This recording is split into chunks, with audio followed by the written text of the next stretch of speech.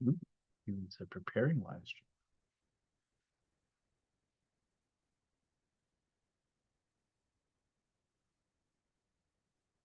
It's taking longer setting up my meeting for YouTube Live. Here we go. All right, we're live. It is Live. the 5th of March, the year of our Lord 2025. This is the longest running weekly live stream on YOLO Supposedly. YouTubes, supposedly.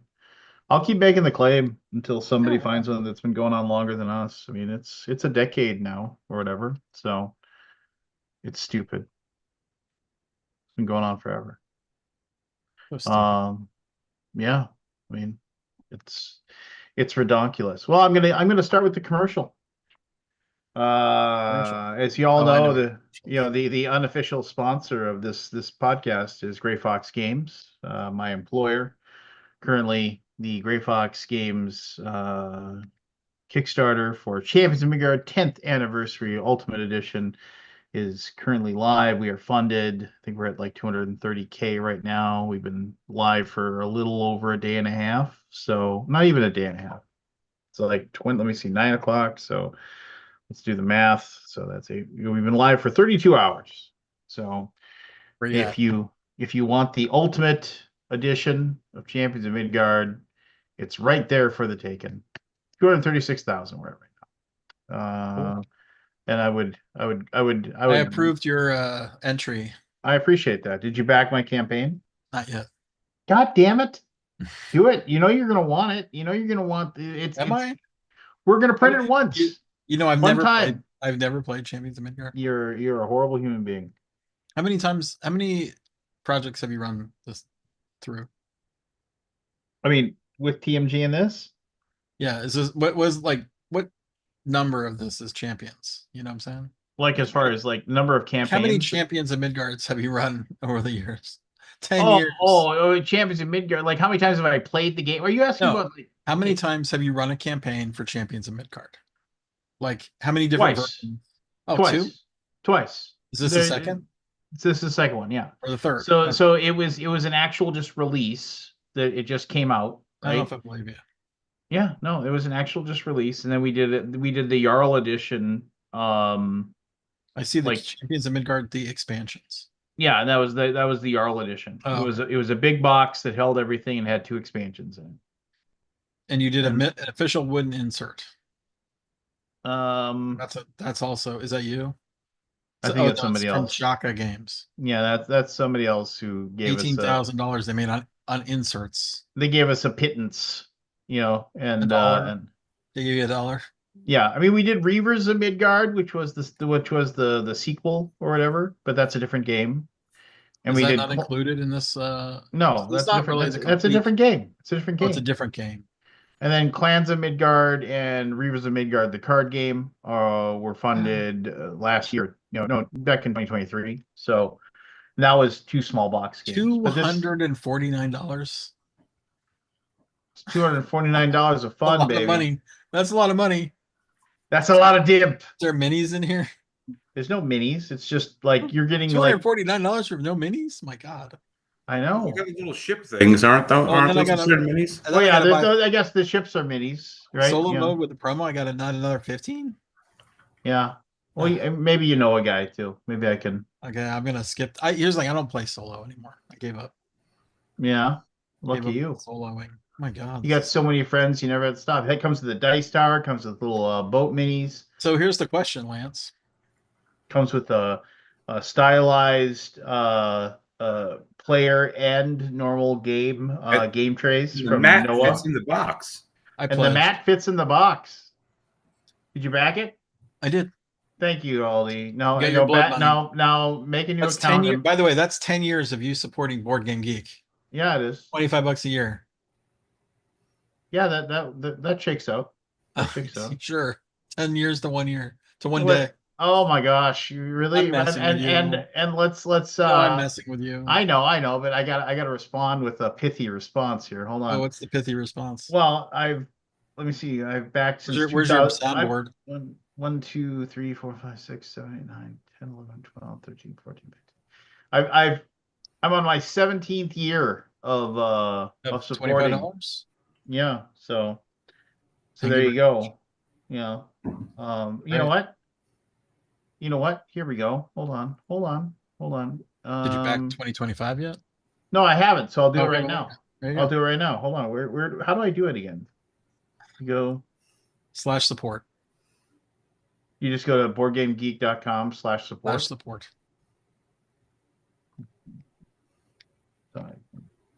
One good turn deserves another. Support. There we go. Not gonna show you what my card number is. Then I better get my 15 geek gold for this. My coffee's cold. Oh, So Make sure you last get your micro Wednesday, badges.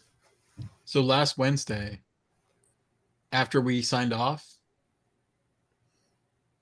BGG got hit by a massive spam attack, like the biggest I've ever seen, and it got by all of our countermeasures, like literally hundreds of posts. there you go. 2008 through 2025, proud supporter. I got my orange yish badge or whatever. Thank you very much. Yeah, I'm still pissed off that I didn't set up my account for 2007, even though I was using the site in 2007. 2007. Well, yeah, because I'm a patron from 2008 to 2025 now. So Crazy.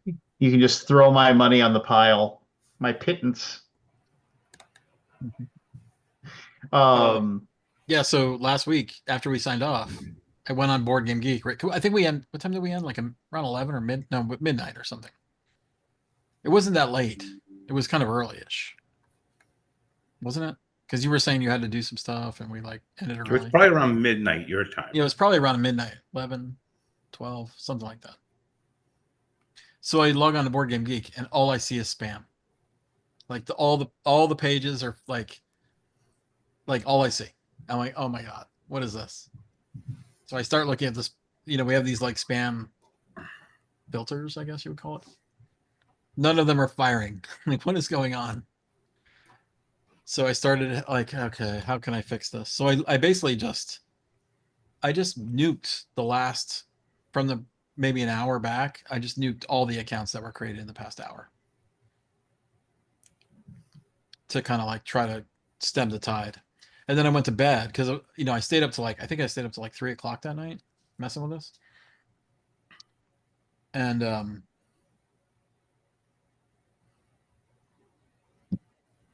and then I went to bed and I woke up the next day and it was just the site was just overrun. So our whatever we have this thing called a Kismet, which is like a spam protecting for 20 years apparently. It totally failed. Like it did not work so we started training it. Like it has a training mechanism where you train it on what the spam is. And Matthew just clicked 1,000 posts to train it. And eventually it started catching them. And now a week later, it's sort of under control. But every night around midnight, spam just starts hitting the site. It's all manual. Like I've got a tool, I've got a bot detector, and it doesn't catch them. So it's basically people. So there is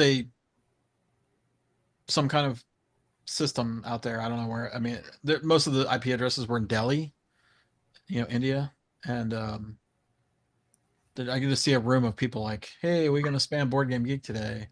This is the goal. We're gonna put 5,000 posts on their website." Is that probably how it is? Like, do you think they're just sitting in a room? Yeah. maybe. Yeah.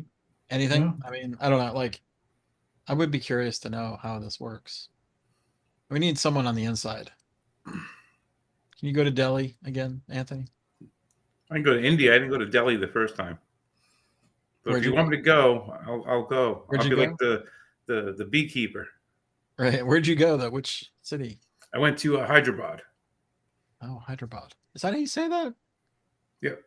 It's got a lot of syllables in there to like Yes. say Hyderabad. Hyderabad. Is it just Hyderabad? Hyderabad, yes. Oh my God. I've always saying like Hyderabad, Hyderabad, Hyderabad, Hyderabad. That's way Hyderabad. easier to say.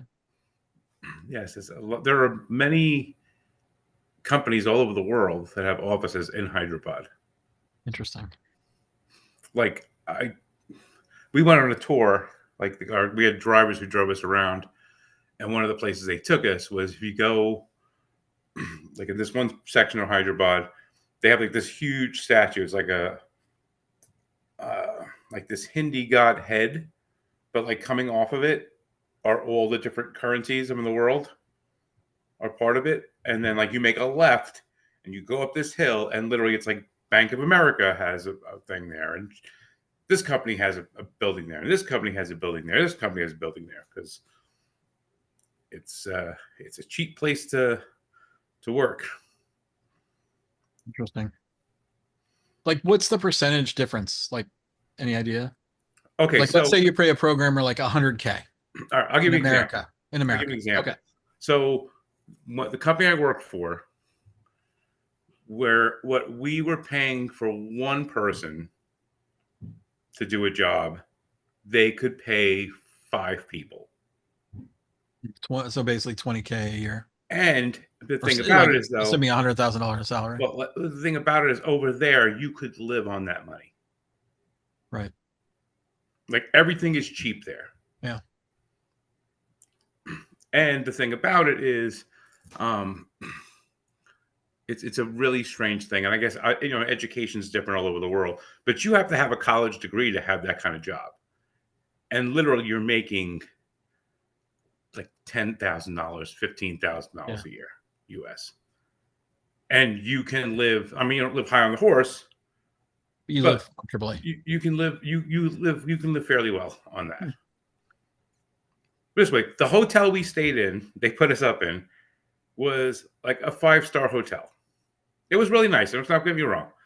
Like at one point, like they were ambassadors from other countries staying in the hotel with us. The most expensive my room was on any night I was there over the 5 weeks I was there on the 2 trips I made was $125 US a night.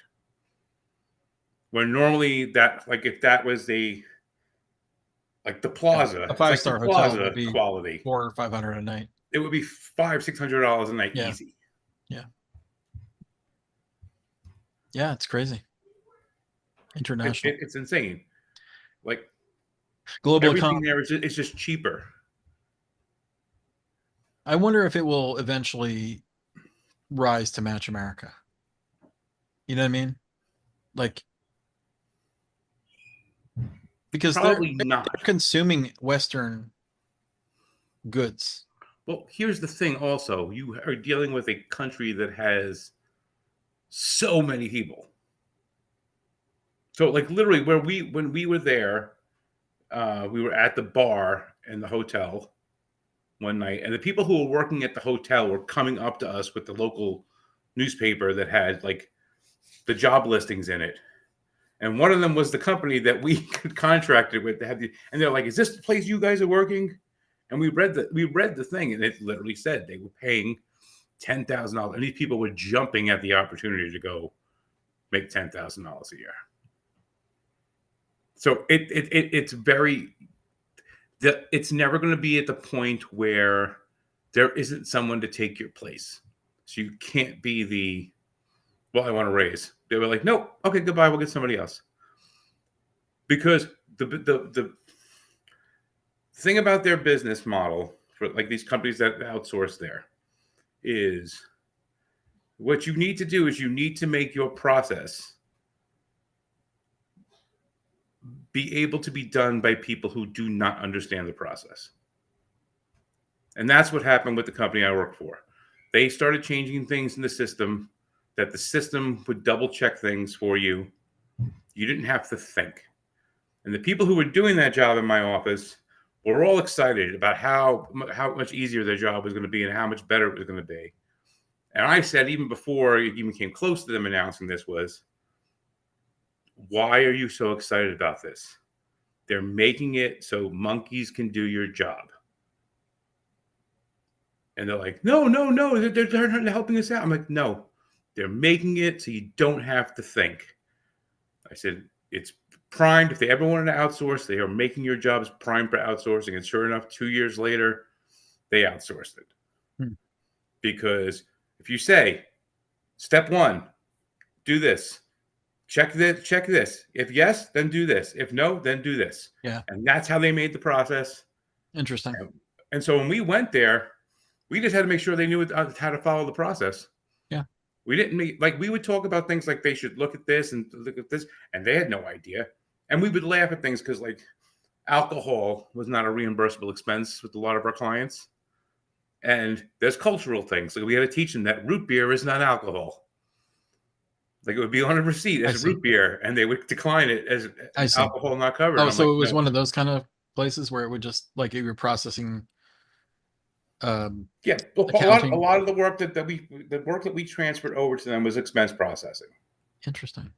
So we did corporate relocation. You were creating like very specific rules that no one had to know anything. Nobody had to know. Call. Basically, all of the policies that each client had was set up for them on the thing. Yeah. And it was, okay, they're doing this. You click a button, it opens up the policy. And it asks you like 3 questions. Is it this? Yes. Is it this? Yes. Is it this? Okay, pay it. Like, the thinking was no longer involved. Being able to read and say yes or no and click a button, and that was it. But it still needed a human? It still needed a human. Interesting. I wonder if AI will take over that. At some point, probably. But the thing is, at that point, they don't even need the company to do it. Yeah, sure. Like, a lot of companies after when the pandemic happened, the pandemic basically ruined the industry for the most part because it let companies see that they didn't actually have to physically send people places. Yeah. Like, is that a lot of our business was still do a lot of things. A lot of business was, oh, you were in the Chicago office, you're doing a great job, but we need help in the Atlanta office. We're going to relocate you down there to Atlanta. And now it's like, well, you can run the Atlanta office from Chicago. Yeah. But the other thing was, like, the expense processing, there's an expense that goes with it. So a lot of companies have turned into, okay, we'll give you $25,000 and you use it however you need to use it. We don't have to keep track of it. We don't have to make sure you're following any guidelines. You get 25 grand. If it's not enough, that's too bad. Take it or leave it. So, but I mean, we did more than just expense processing stuff too. But that was, that's part of the whole deal. And if you take it all in house, which some of the clients ended up doing, that's less work and less revenue coming in. So, but yes, that's why when your customer service people, you talk to a lot of people who are in India. Yeah. And they read off of scripts and they're basically following a flow chart. Yeah. Sure. They'll ask you a question and then they'll, oh, thank you. I apologize for, please pause. Please pause. Oh my God. I was on the phone the other day trying to cancel my AT&T Uverse. Endless. Right. But that's the thing is they have to go through the steps in order to get to that point where they can actually do what you want them to do. Yeah. So they're basically looking at flowchart, like following the path. Well, it's not just the flowchart. Sometimes they can't even get to the screen to do the thing they need to do until they've done all the other steps. They answer all the questions. Yeah. Right. So it's very rigid. Exactly. Got it. But as long as all of those steps are taken, then they can take care of what they have to take care of for you. But like I said, and if you ever get through all that stuff and you still don't solve your problem, you have to escalate. Right. And then there's like one manager. There's one person that knows more than this one person. Yes. And they know very little. And that's the thing. That person probably can talk to somebody in the office of the actual company. Right. To be able to get an answer for you. To get real answers. Yeah. Huh. But. Hey, Lance. Yes, sir. You have a contingency plan for the 20% tariffs that are enacted? Yeah, we do. Tomorrow or whatever it is? Tonight? We do. What's you share that? Or? I can share it Oh, with you off camera. I mean, okay, you know, sure. They're gonna that's pay like it. They're gonna that's pay it. it and like it and suck it up. That is an internal uh thing, and I'm not going to air my company's internal business machinations. Not there's nothing evil about it. It's just I don't one I mean if Shane was here and you asked him, he would probably have no problem saying it. But that's my boss is It's the up one to who him to pays say. those bills, so that's for up to him to say. Yeah, so Got it. that's that's my gut as far as that goes. So 20% um, will change the board game industry though quite dramatically, I think. it will. I saw many publishers basically sky is falling type comments. I mean, anybody who has stuff in process right now and doesn't have the money to pay for a 20% surcharge on their goods, it's basically what do they do? You know, a lot of shit sitting in China.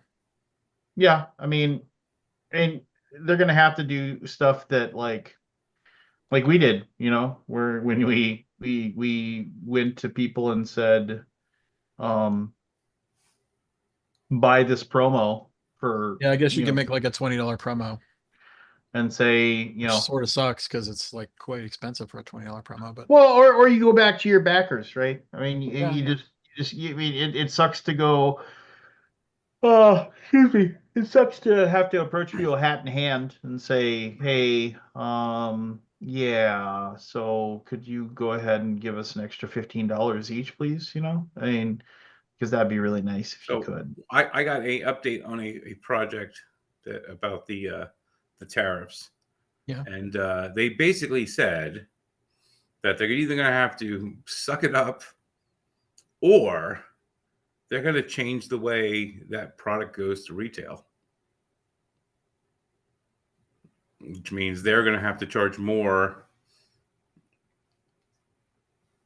either for direct sales or say, well, if you want to carry it in your store online or otherwise, you have to pay us this amount per unit now. Well, I mean, it always passes through, right?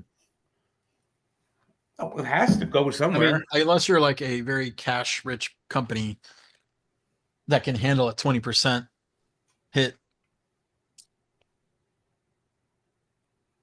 Now, here's the Going to question, pass through. because I'm not totally aware. I'm not in the business. So, Lance, when they charge a tariff, do they charge it on the retail price of something, or do they charge it on what Usually the the cost is? manufacturing cost. Manufacturing It's cost? the cost, yeah. It's Okay. base costs. So if your manufacturing cost is lower per unit because you're creating more units, Yeah. you're not taking as big a hit per unit necessarily, right? Yeah. Yeah. If you can lower your cost per unit, then you're basically lowering your overhead, your I mean, you're going to pay liabilities.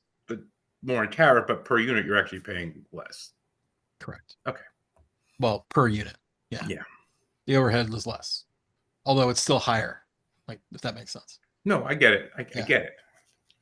Yeah, you get it. Just making sure I understood it correctly. Yeah.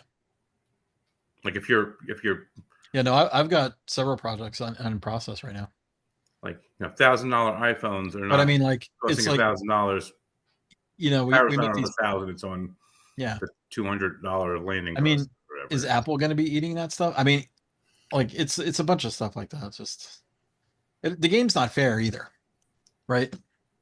Because the auto manufacturers are basically have a 30-day window right now, which is like what?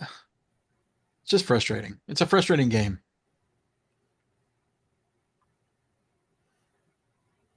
Yeah, I don't know. What was I going to say? I watched all 2 hours of that bullshit last night. I Well, don't you're watch an any of idiot. it. It was a bunch of horse shit.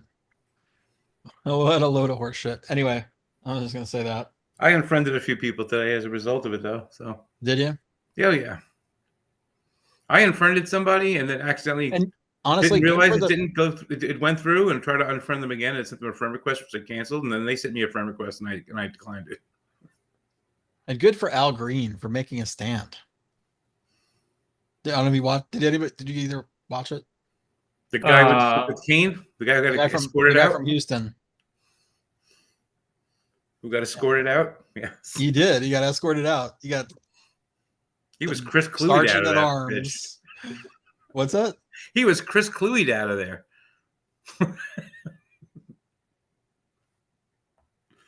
I wish everybody walked out. Honestly, that would have been better in my mind. You know, But the thing that drives me the most crazy about it, and I don't want to sit here and talk about a bunch of yeah, we don't have to go back down this. I don't want to get into a bunch of that. But the thing that drives me the most crazy about all of that is the fact that it's like there's this thing where they want to uh I've seen I'm still here, by the way. I unfriended a ton of people or whatever as far as this stuff. They're like, oh, they couldn't even stand for this, the other thing. And I'm like, you know what, man? You know what, motherfuckers? It's like, where was this, like, like, where were you in that fucking moron? You started yelling from the balcony or whatever, and and it was all this bullshit that, like, and and that's fine. I mean, it's it's one of those things where it's like, where were you when the conservative Republicans were like screaming shit at Obama and stuff like that? And they just pretend like, oh my gosh, like the decorum of this needs to be preserved. It's like, you didn't give a shit about it back then. So just Decorum's out the window in my mind. I mean, honestly, when the guy's like, when when our president is so stupid that the fact that he's so stupid is like, it has to be like just recognized, where he said, well, we're spending millions of federal dollars to make transgender mice. Did you see that? And it's just like, no, it's Transgenic mice. transgenic. By the way, it's for cancer research. Yeah. Whatever. And it's just we're living in idiocracy. And he just says whatever, and then nobody like says, it's like, oh yeah, nobody has well to say you're a fucking moron. You don't even know what you're talking about. But even regardless, my favorite is about doesn't the matter. thing he does. It's the most comical. Is he'll say something, and then he'll go, "That's what they say." He goes, Obama sent you sheets, and we gave you javelins. That's what they say. He gave you sheets, we gave you javelins. Yeah. I was like, who's saying that? I've never heard this expression in my life. Yeah, it's just. When's the 4 years over? How far into it are we? 1,705 days to go. Back in the day, because I really knew no better, I used to watch Rush Limbaugh, and he had a countdown timer. You remember Rush Limbaugh, right? Yeah. Oh yeah, he's dead now, and he was a piece of he's shit dead too. But I didn't know. I mean, I was politically unaware, right? I had no idea what it was. I would just like, I kind of liked it. I kind of like what it was kind of funny. There was a show. I remember he said, but I never really understood the deeper meanings of stuff. But like, he had a countdown timer for, what was it, Clinton? Yeah, Clinton. I'm sure it was Clinton. It might have been Obama, but I'm sure it was Clinton. No, it was Clinton. I mean, this was when I was like in college or before, in high school. No, when I was younger, I definitely clued in more to a conservative mindset, right? Yeah, I only watched it because it was like on TV, like it was something to watch on the 4 channels we had, or 5 channels we had. No, I'm not trying to say like I watched it because I liked what he was saying, but who knew what it was?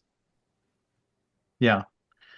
No, and I remember Rush Limbaugh said one thing that I remember that I actually like mildly chuckled at, when he said, when when Kurt Cobain was found dead, he said, who's this? Rush Limbaugh, when Rush. Kurt Cobain was found dead, and then he said, you know, like people are saying that he is he is this generation's um John Lennon. And he said, you know, when I was in college, I would sit there and people would like play John Lennon records, and they would sit there in the middle of their rooms and they would say, I'm listening to Jesus Christ right now. This is Jesus Christ I'm listening to. And I would just sit there and I'd stare at them. And then when somebody uh compares they're saying that he is the equivalent of John Lennon. I'm just like I would say, you know, I actually kind of like the music Nirvana plays. So I would say you're not really complimenting Kurt, you're complimenting John Lennon at that point. And I was like, that almost sounded like a weird, like well reasoned, like, but he was probably just saying it to try to piss people off. But I remember like Here's the interesting thing about like Rush Limbaugh and Sean Hannity and Tucker Carlson and all of those people on both sides the of the thing. political wonks, if you Yes, will. whoever they are, The pundits. whoever. I like wonk way better, if but you watched or listened to them like early on when they first started, like they are so mild compared to where they went. Oh yeah. Like, and that's the thing. It's like, oh, okay, well, I'm getting people to list. I said one outrageous thing in my 3-hour radio show. What happens if I say 2 outrageous things, or 15, or if I just say all outrageous things? It became like this, like, let's see how ridiculous I can get, kind of stuff with it. And then they started believing it, and then it's. You've created this, whatever you are and whatever you were, you become a caricature of yourself. so like there's this local radio guy here in the Fargo Moorhead area who is like hardcore MAGA Trump Republican. Like and he and I get the feeling that he might actually really believe, you know, the BS that he says. But I don't think he does. Ultimately, I think it's just to get people riled up. But the thing about his show is that like of course it's a call-in show. And I have a friend of mine who he he listens to it, even though he's like a very hardcore liberal. And I'm like, why do you listen to it? He's like, I just can't believe all this bullshit that he says. I just can't believe it. I just can't believe it. And like time and time again, he's tried to call in and and like to refute the things he says, and he never gets by the screener. They're like, oh, why are you calling today? And I was like, oh, I listened to what he had to say, and what he's saying isn't true. Oh, they just hang up on him. They just, you know, it's like They don't want any truth. well, no, and he says it just infuriates me, and I was just like, I mean, what were you gonna say when you got on there? I mean, like, what could you possibly tell this person where he would just talk over you and call you, you know, you know, he would just call you a big dumb whiner or whatever, and just, you know, and the people would eat it up. You would just feed into whatever, you know, it just stop listening to him. Just stop it. Just and I realize you can't turn it off sometimes. You just Like my father used to listen to Sean Hannity. That's why I listened to Sean Hannity in the car with him. And like I said, like years after my father passed away, I watched him Sean Hannity. I'm like, oh my God, this guy's just totally off the deep end now. But like back then, 95% of the people who called were people who disagreed with him.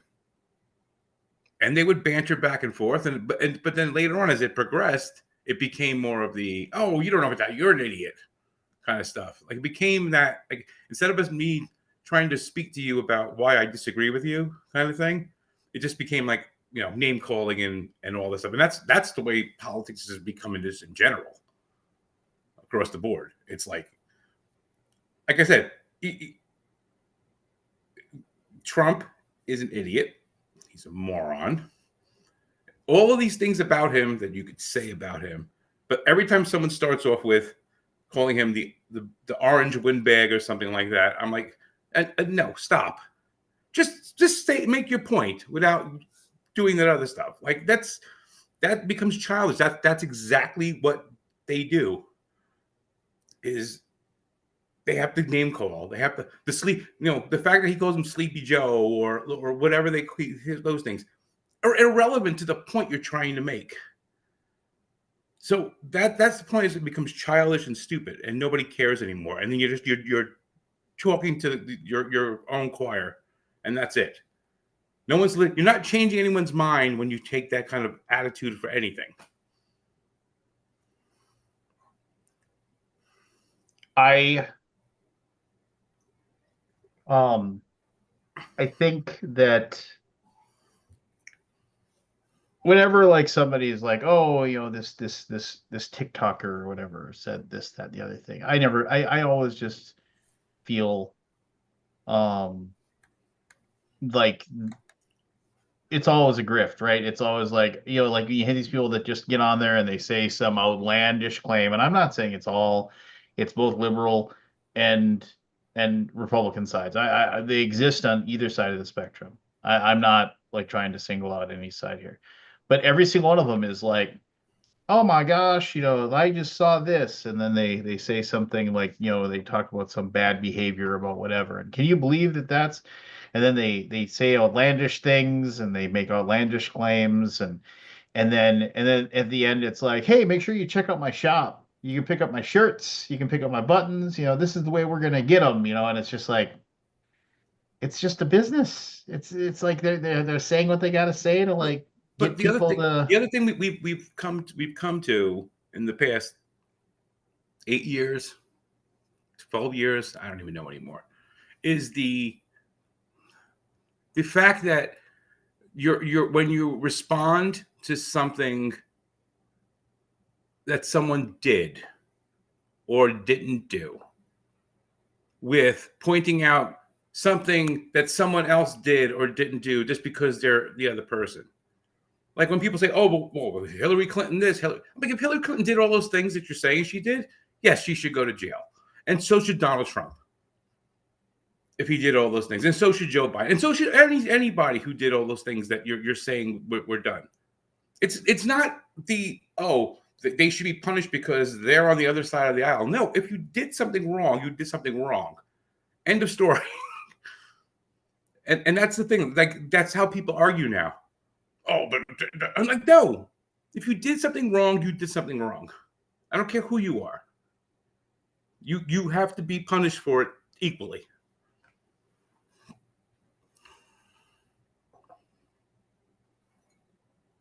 It's only like that. No, and it's fine. I mean, it's a situation where you just have to. You get inundated with so much of it that you eventually it's too much, right? Your brain just shuts down and you just can't. You can't do it. You just it's over and it's done, and you just have to. You have to disconnect for a little while and watch Daredevil. I watched the first episode with my wife tonight. I watched both episodes. I did not watch the second episode. We watched them. Sometimes you just gotta. Is it good? You gotta get out the old tub. The old tub. And what was that? I froze up there for a second. Sometimes you just gotta go get your bottle of old tub. Old tub. What is the? It's red. Wait, what? Let me see the color of it. It's bourbon, right? Oh, it's bourbon. This is Kentucky straight bourbon whiskey. It's actually quite good. Unfiltered for a more robust flavor. To bring a bottle to BGG Con. I'll bring a bottle. Although I don't think drinking at BGG Con is wise. We've done it. I know, that was 10 years ago. That's why he's telling you. That's why I said it's not wise. Oh my gosh, that Scotch party. Do you remember the Scotch? You were. Oh yeah, man! I was there at the time when the freaking pilot came out and asked us to keep it down. It wasn't even the first Scotch party wasn't the problem. It was like after after Scotch party. Well, no. So okay.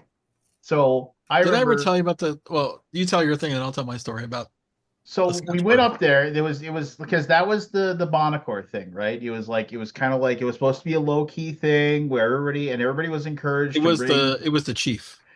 Yeah, well, yeah, it's a chief, yeah, too. The chief was organizing it.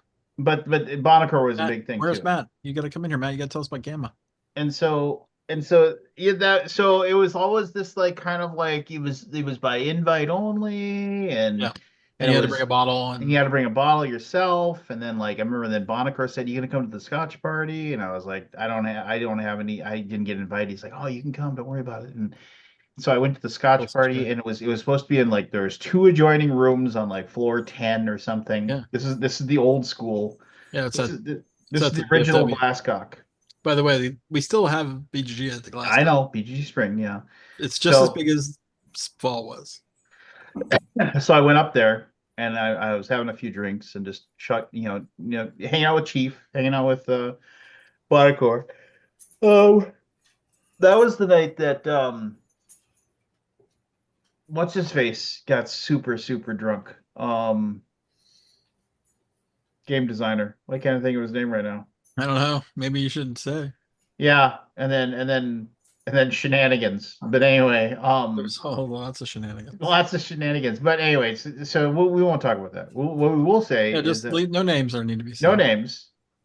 I remember like it was like okay, there's like two adjoining rooms, the door, and now like what started as like 10 people turned into 20, turned into like 50. And I was like, this is too Oh many people. wow, I was like claustrophobic. So I went out and I got out and I just had a beer at that point. I was just drinking a beer. you scaled it back. Yeah, and then I was sitting out and I was just standing in the hallway.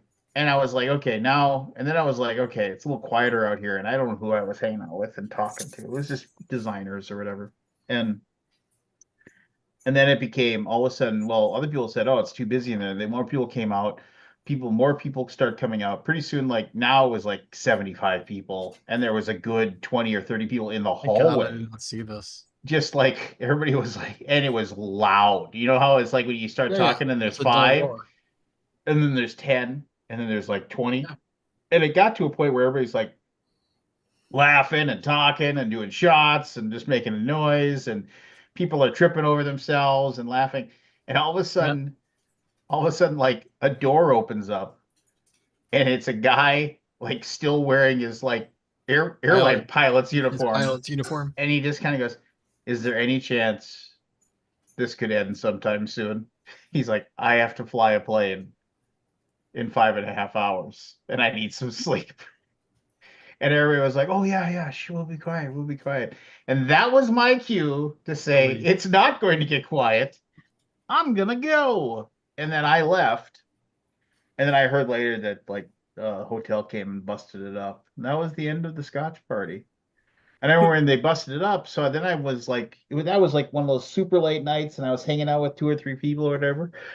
And we were gonna play a game. We were just gonna have a drink, and then I ran into Chief and his friends who had just stopped in one of the conference rooms, one of the many conference rooms on the floors, and he was just in there drinking. Like he had grabbed two or three bottles of the Scotch, and I remember, oh man, I don't even two or know three who I was with bottles. anymore. But I think it was heavy cardboard guy Ed was with me. Edward.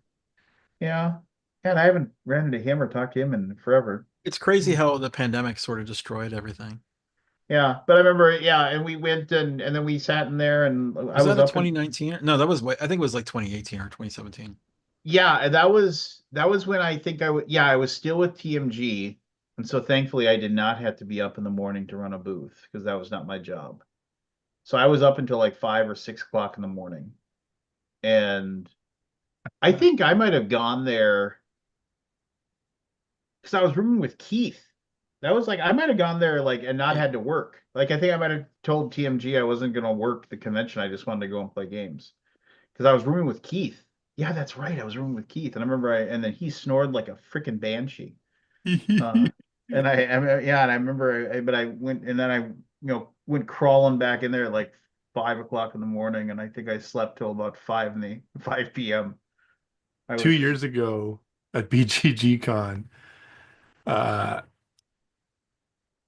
we had a suites. We had a table, a kitchen, a dining room table, and it was me, Grant, Christina, Shu, uh, and a few other people, and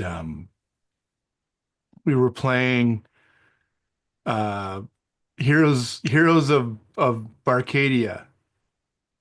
Yeah, Have Oh you played yeah, have you yeah. played this? I've never played it, but I know of the game. It's fun. heard of And it. so it was 12, 12 o'clock, whatever. And so I hear this on the door. I'm like, oh, cool, there's more people coming. Excellent. Yeah, no, it was the Ready? concierge, and they're like, we've had a noise complaint. And I'm like, who else is here? Like, really? Were you on the 12th floor? I can't remember what floor we were Oh no, on. this was in the new hotel, right? The downtown. Yeah, the one that's Yeah, been downtown's a little more like we mix with the regulars, you know. yeah, and I'm like, oh, okay, well, we'll try and keep it down. Sorry. And then I felt like the fucking school marm after that because And people uh, starting to get loud, and you're like, I it's need my to. room, and I mean, you were kind enough to upgrade us, which was amazing. So I didn't want to. That reflects badly on you. So I'm like, so it would kind of ratchet up. I'm like, shh, okay, guys, come here. And then I really like Lance did. I should have just kind of shut it down then, but we played That's Not a Hat after. Yeah, And then I'm like, okay, we need to stop. I'm so terrible at that game. Oh fuck, I'm horrible. We were drinking too, so Oh That's yeah, Not a Hat and drinking. Yeah, no, it's impossible. It's impossible ever. sober, it's impossible. Yeah. Are you coming to BGCon this year, Matt? I sure am. Oh, sweet. Oh, I'm gonna cancel. Go to PAX instead, Lance. No, I went to Oh, PAX last year. I don't think we're going back. it's the same weekend, right? Mm-hmm. Sure. Yeah, no, I'll be there. We Uh, we didn't make any money at PAX. So here's my Scotch story. So I heard about the Scotch thing from Chief, right? Like I knew he was organizing it. Chief? Who's Chief? Chief. He's like a guy who used to do Dice Tower videos, just called the Chief. He's like a police guy, Yeah, like a chief of police. super nice Oh, guy. sweet. Yeah, very sweetheart guy. I mean, That's he was, fantastic. I haven't Um, seen him in forever. I haven't seen him either. Um, and I walk up to the room after it's over, the Scotch party. This is like the Bourbon. first Scotch party before it got crazy, like Lance's year. And I walk into the room and I'm just bowled over by this like incredible odor. I don't know what you call it.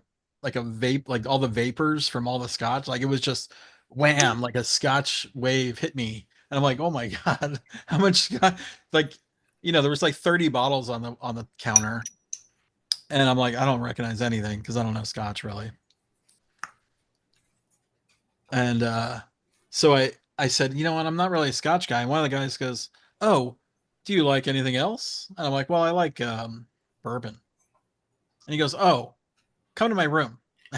And this is a person I don't even know, right? Like I had no clue who it was. And I'm like, okay, sure. I'll go to your room. And then I woke up 3 days later. No, No, we go to the room. And the room, no, I'm not even exaggerating. Every flat surface in the room was covered in bottles. Like just, I mean, it had to be like 40 or 50 bottles. I've seen people do this at cons, and it's nuts. I was just like, oh my God. And then they also had a crock pot. No, really? They, Yeah, 'cause they they were were cooking. they were tailgating, basically. Yeah, I'm like, how many guys are staying in this room? Like 4 or 5 guys staying in this room, and I didn't know any of them. That's And he's like, oh, fantastic. and then I'm just starting to get to know them, and he's like, okay, I got this bourbon for you, and it's a smoky bourbon, right? I'm like, oh, cool, I like smoke, and it was like the most incredible smoky bourbon I ever had. It was amazing. So, that's my story. But I'm like, I'm just kind of looking around, and they're like, and some guy walks in, and they were wearing balloons. Do you remember the balloon brigade? yes. And the guy walks in, and he's just like, I mean, he's totally out of it, like drunk out of his mind. He grabs a jar, like literally just like a moonshine jar, unscrews it, pours it into his cup, puts it back on, drinks No. it, and then walks back out. And I'm Ooh, like, that's the oh my beginning. God.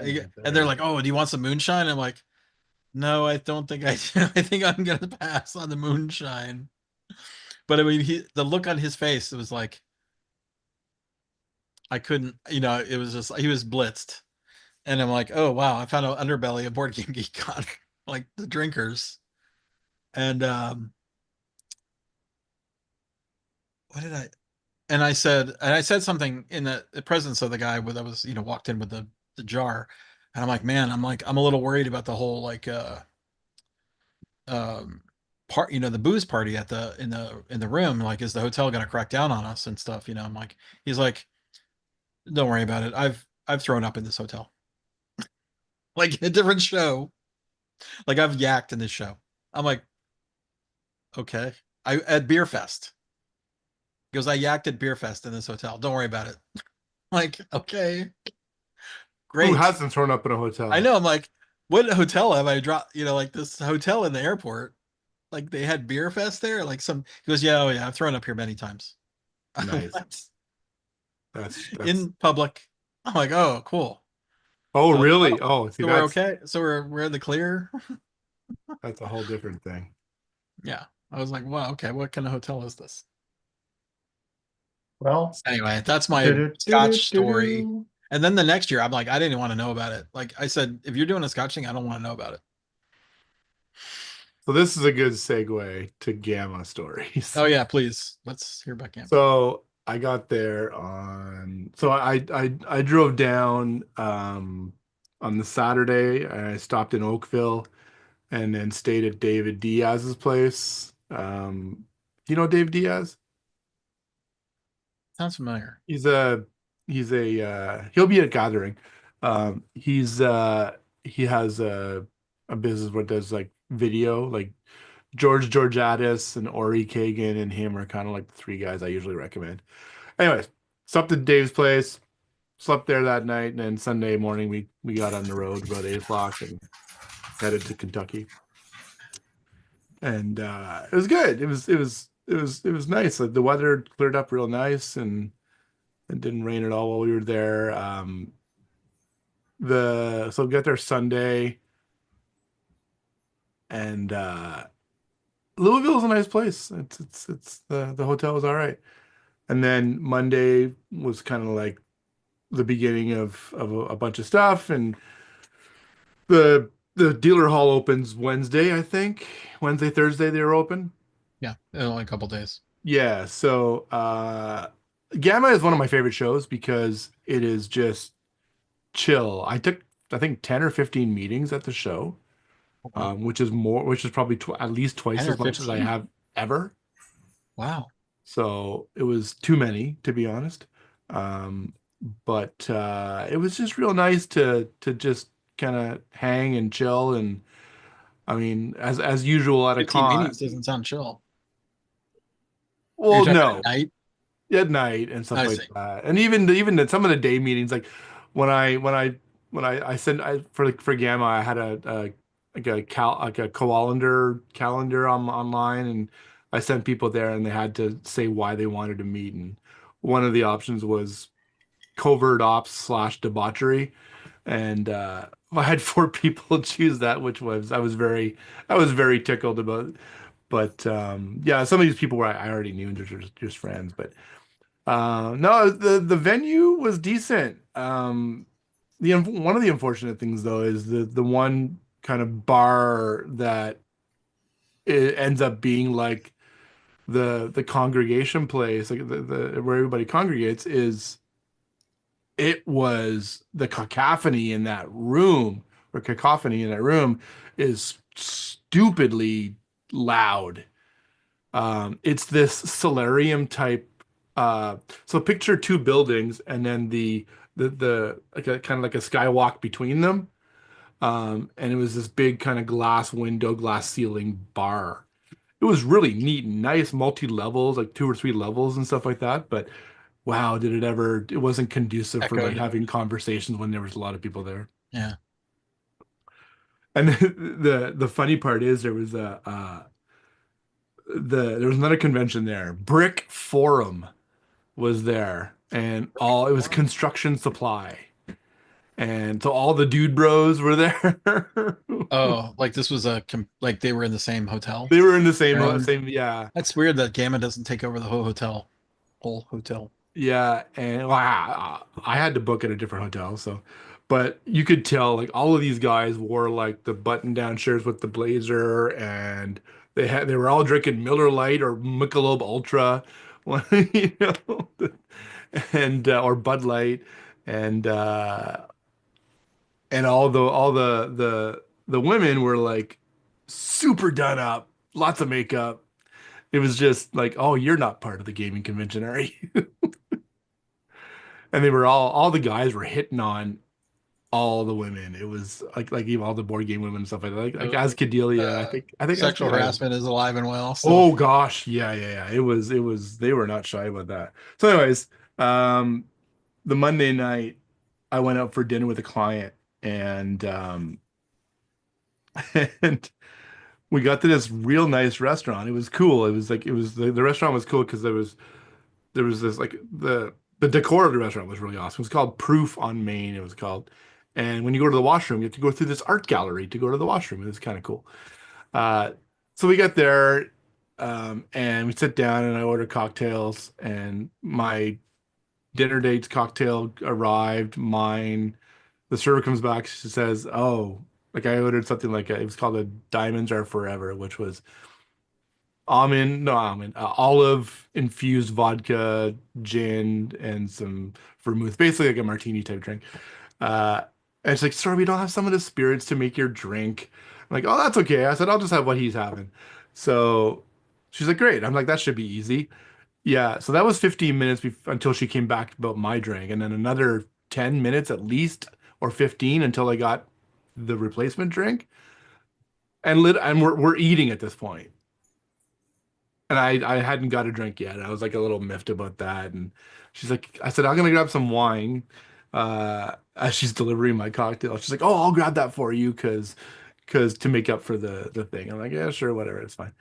But at the end of the meal, like literally almost I think almost all the alcohol was taken off the bill. Mhm. So it was like 70 They bucks in were alcohol so gone. overwhelmed. No, they just felt so bad, I guess. Oh, okay. Oh, that was nice. Yeah, that was the beginning of the end for my night. Get back to the bar, had a couple more cocktails, and then I was on my way. I had to go. So this bar, the Galt Hotel, where everybody goes, I wasn't staying there, so I had to walk back through all of the crowds of people to get back to my hotel. And lo and behold, there's Jeremy Howard sitting at one of the tables with five fucking open bottles of bourbon, right? And a sleeve of shot glasses. Wow. So I Okay. just sat down with Helena and all them, and I was just chatting with them. Like, I'm gonna go see Jeremy. And I think somebody said to me, Matt, you should probably go back to your room. Yeah. Apparently, I was really huggy that night. But I guess it's better than the alternative, right? So I went and saw Really Jeremy. punchy. Yeah, exactly. So I went and saw Jeremy, and Jeremy's like, "Hey, do you want something?" I'm like, "No, I really shouldn't." I'm like, "You look okay." Like, well, maybe half. Hey, give me half. Yeah. That's how it starts. And that was the end of my night. Went back upstairs and ended up waking up the next morning. You know, I have a theory that my CPAP machine actually helps me wake up without a hangover. Maybe it oxygenates my brain or something. I don't know. Probably helps. I always have less of a hangover when I go to conventions. Forgot you're on CPAP. Only when I go to conventions because I feel so bad that I'm snoring if I'm Oh, snoring my well, it probably helps. at Gen Con, it's me, Christina, and Shu in a room. And me and Shu both use CPAPs. And Christina's like, yay, I'll be surrounded by CPAP. You hear the, Yeah, exactly. Darth Vader like everywhere in the room. But no, Gamma are was you a really full face mask or are you a nose? A just nose. Full face? Oh, just a, yeah, full face mask. nope, just the thing, just a little thing under my nose. Oh, just a nose. Yeah. I had this like I feel like I have this thing, this harness, and then the tube comes off of my head. You know, it's so dumb. Yeah. But no, the convention was really good. I think they did a good job with I mean the only downside, the only and it's a super minor thing is when you got there, they didn't have any lanyards. So I had to carry around my fucking card for like a few hours until I got my lanyard. So I'll just bring some next time. But no, it was good. I think the venue was really nice. They had their shit together for like presentations and stuff, which was great. I ended up I doing a wouldn't mind to present. see some of the videos. They're supposedly recorded all of them. Yeah, they did. I ended up doing a presentation with a couple of people on Wednesday morning, all about board game UX. That went real nice. Had about 25 people show up for that, which was fun. We had Chad at 25th Century donated a bunch of games to use in the talk. So people came up. We had people come up a quarter of the way through. We had people come up and choose a game for their table, and we would talk through what drew you to the box that you grabbed it. You know, what do you have, like, do you have any remarkable pieces in your game? Things like that. And the two people I was presenting with were actually UX professionals, which was really neat. And they had a lot of really good stuff to say. And then, yeah, so that was the only presentation that I kind of sat in, my own. I didn't do much else, but um, yeah, the food was decent too. I'd go back. I mean, I'll go back next year for sure. Cool. Is it in Louisville It's in again? Louisville. I knew there was a little bit of like consternation about that. Yeah, yeah. I know some people that didn't go because of that. Yeah. I might fly next I time mean, rather there's than do people the that don't 2 week come to drive. BGG Con because it's in Texas. Beg your pardon? There's some people that don't come to BGG Con because it's in Texas. Oh yeah. No, it's too bad. Yeah. We don't want them there anyways. I want to talk about something that none of you will care about, but I wanted to talk about it. What's that, chat? Wrestling. Da, da, da, Heel turn. da, da, da, da. I saw that Wah, video. ba, ba, Watched it. wah. Ba, ba, da, wah. So, few things. I was going to put this together, and I think I will. I'll put my thoughts together and put it on my YouTube channel, and for the 7 people that will care to watch it. Maybe not even that. 9. Yeah, maybe not. So a million years ago, I can't remember the year that I did this. It was in the 90s though. I had had a job working as a cook at a Hooters, making the wings, making the sandwiches or whatever. Um I had gotten fired from that job for a very interesting story that it was not my fault. It was not I mean, technically I did something that was against the rules for corporate Hooters, like if they see you do it. I had gotten done with my shift. It was March Madness, and I was still like wearing my like the Hooters shirt that you would wear and like my jorts that I probably was wearing at the time. So technically, I was like still in uniform, and instead of changing, I got done working, and I just basically made myself a chicken sandwich.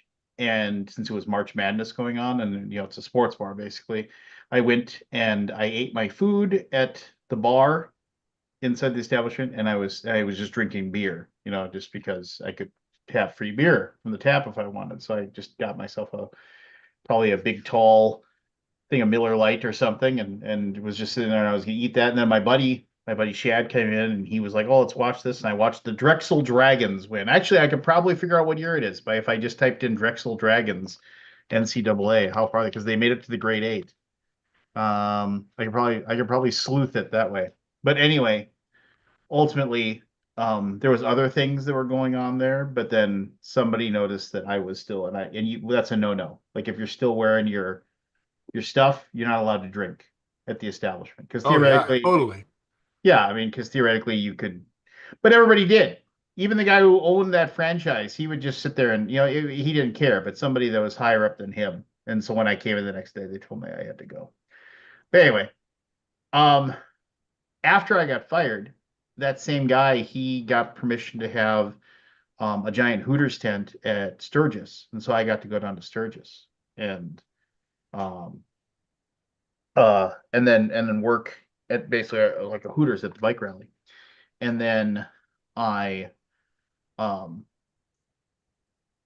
ended up meeting Hulk Hogan while I was there, and he had already turned bad guy so it was like 97 or 98 because he turned heel in 1996. The ultimate good guy. Take your vitamins, say your prayers. Um, he turned on everyone Is and that the NWA era? NWO. The NWO. NWO, yes. Um, I know so this much yes, about wrestling. there you go. And but yeah, he turned on them and that was like the biggest deal in the world that he had actually uh the quintessential good guy went Hmm. Hollywood Hulk Hogan and then he was a bad guy for years. Anyway, Hmm. so that was huge news. I mean, it was just like it was absolutely like insane that like this guy that was always the good guy just went bad And that's and what happened just recently, right? John Cena. John Cena, who had been a he had been somebody I forgot I didn't see it, but it's something like 21 years. He was a good guy for 21 years. Like everybody talked about it like John Cena's got to turn heel. He's got to turn heel. He's got to turn heel. They said that like and they always had hints that he would. Like he'd have a wrestling match with a guy and he'd be trying to like, put him away and he would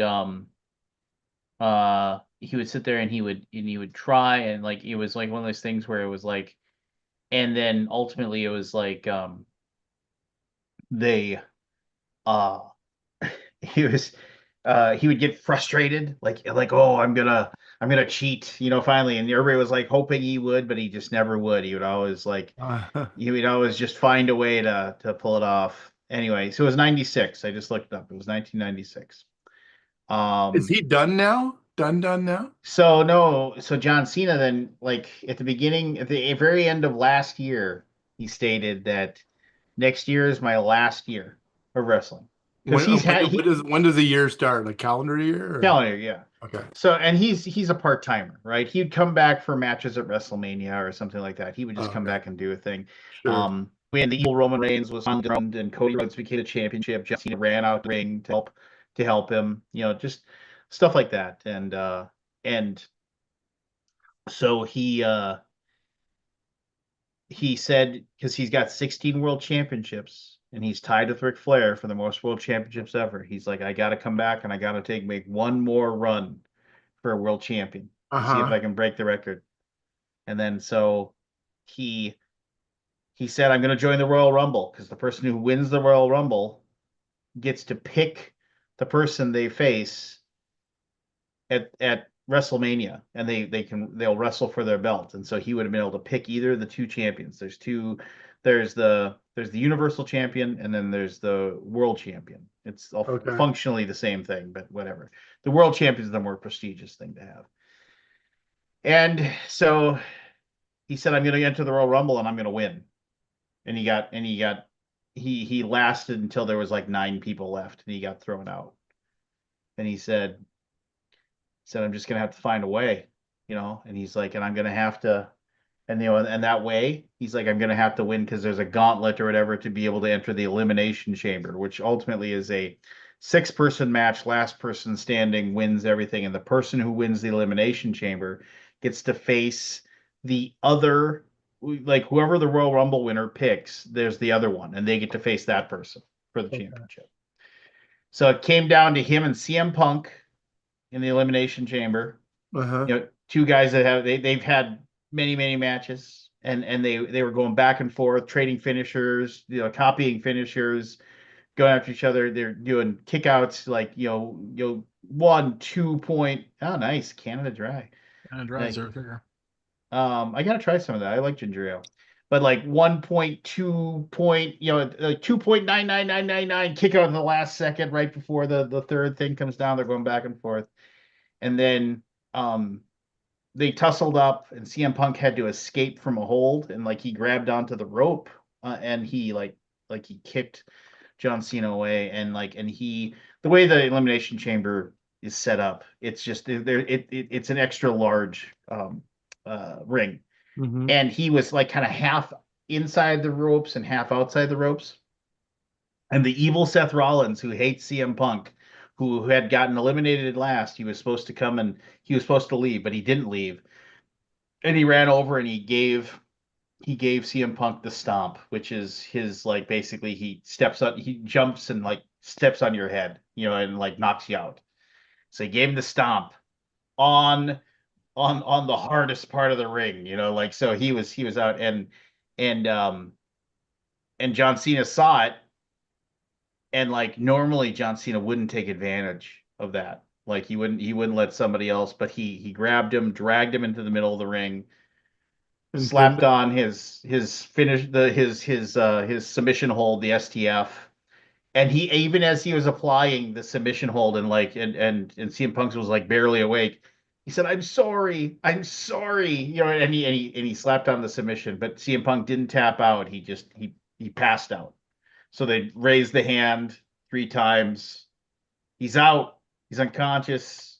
John Cena wins. He gets to go to face Cody Rhodes, the ultimate baby face. And so Cody Rhodes came out, and he's like, and John was jumping around, and he was like, "It's you and me, WrestleMania. It's a match for the ages. I can't wait. I can't wait." It's just like, I'm gonna bring my A game, and they're hugging and they're all happy. Then the evil Rock comes out because the Rock is the chairman of the board, and he came out and he because he had told Cody that as long as Cody like joined the Rock's evil faction, like he would. I said, I'll make sure that you never lose that belt. It's like I will because he's Cody Rhodes, the American Nightmare. The American Nightmare will never end. You will be the champion. Just come to me. It's like give me. I want your soul is what he said, and Mm. then because they're on Netflix now, they can swear. Cody said, "I can't give you my soul, Rock, because I already gave my soul to all the fans in attendance at all of these places," and the crowd cheers. John Cena's like clapping his hands. He's like, "Yeah, yeah." And then he goes, "And you know what, Rock? Why don't you fuck off?" And Cena like, said that? yeah, yes, no, no, not Cena. Like Cody Rhodes said that to Rock, and Cena's like leaping up in the air, and he's like, "Ha ha, yeah!" And then it's like if you watch the clip, like Cena goes up to give him one more hug, and he's looking right at the Rock, and Cena's eyes just go cold, like just Yeah, dead. they just go dead. And then It's Rock so just goes and so Cena like backs off and he's like, "Yeah," and then just kicked him right in the balls and then proceeded to beat 10 shades of shit out of him in the middle of the ring. Bloodied him, gave him a big giant cut above his eye, and blood they get pouring the down his like a face. brass knuckles on his head. Well, he grabbed his Cody Rhodes' dad is Dustin Rhodes, the American Dream. So Oh, I mean, Dusty he's Rhodes. Cody Rhodes, the American Nightmare, but Dusty Rhodes was the American Dream, and he grabbed like that's Dusty Rhodes, kayfabe. Who knows if it's true or not? That's his Rolex watch. That like when he won his first championship, he went out and bought himself a Rolex watch, and Cody Rhodes was wearing it, and he took off Dusty Rhodes' Rolex and he beat him with it wrapped around his thing to give him the cut above his eye, which he bladed, but and then they left, and then John Cena, who had, mind you, before the elimination chamber, had went that day, gone and done 3 Make-A-Wish meetings because he in the Guinness Book of World Records he has gone to more Make-A-Wish meetings. Like if a kid says, "I want to meet John Cena for a Make-A-Wish," he's like, "Where are they? I'll go." And he just goes and does it. It's something like 16,000 of them or something like that. It's just this ridiculous number where he goes and he does the Make-A-Wish stuff. He had done like 2 or 3 Make-A-Wish in that area that morning and that afternoon and then he went and then he turned bad guy. And he always gives, and at the end of the thing, he always gives a press conference because, it's a sport. So they give a press conference, and he approached the press conference, the presser, if you will. And all the people are like, had all these questions for him. And he went and he sat down, and then he picked up the microphone like he was going to talk. Instead, he took the microphone, dropped it, and he got up and he just walked away. And then he didn't show up for the Raw after the Raw following the Elimination Chamber. Him and Rock both no showed it. And CM Punk came out and told them both that he would find them and make them pay for what they did.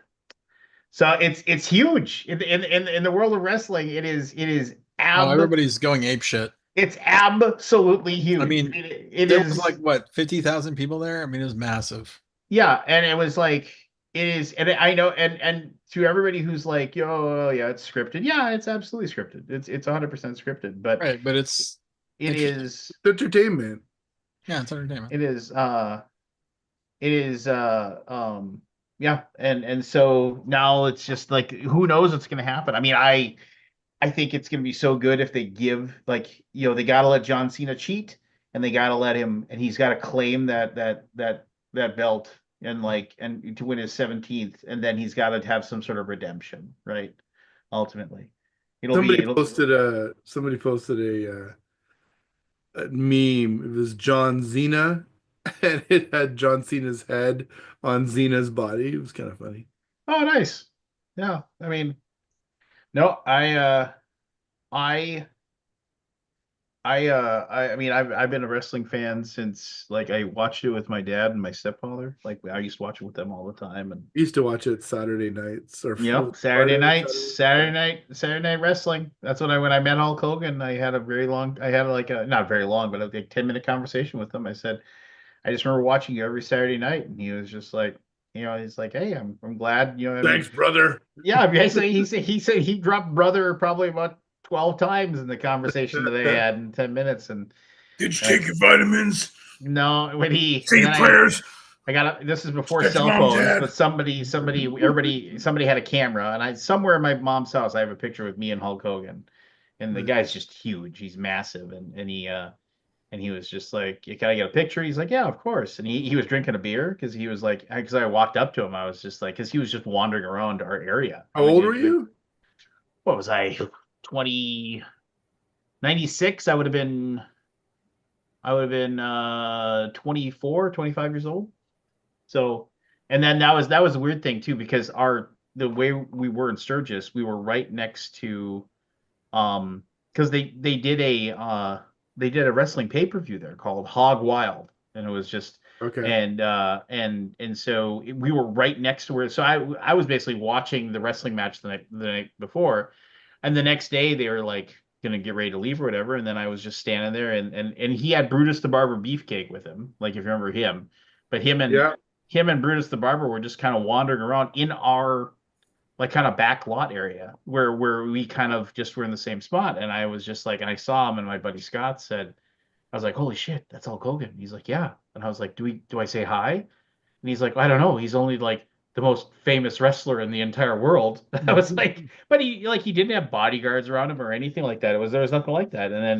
And so then I just walked up and I said, I said, Hulk Hogan, man, I'm a huge fan. And he's like, oh, thanks, brother. He's like, do you know where I can get a beer? And I was just like, I'll be right back. And I went and grabbed, I just went right into our like little liquor area and I grabbed him and the barber a beer, and I grabbed one for myself, and then Scott went and grabbed one too, and then we Awesome. just sat there and chat, and then people came up and asked for pictures with him, and like he would all either put the beer down or he'd put it behind him whenever he was taking a picture. And he's like, and I was like, what's up with that? And he's like, well, I don't want some little kid thinking it's cool to drink Yeah, beer if they see a picture totally. with, and I was like, oh, okay.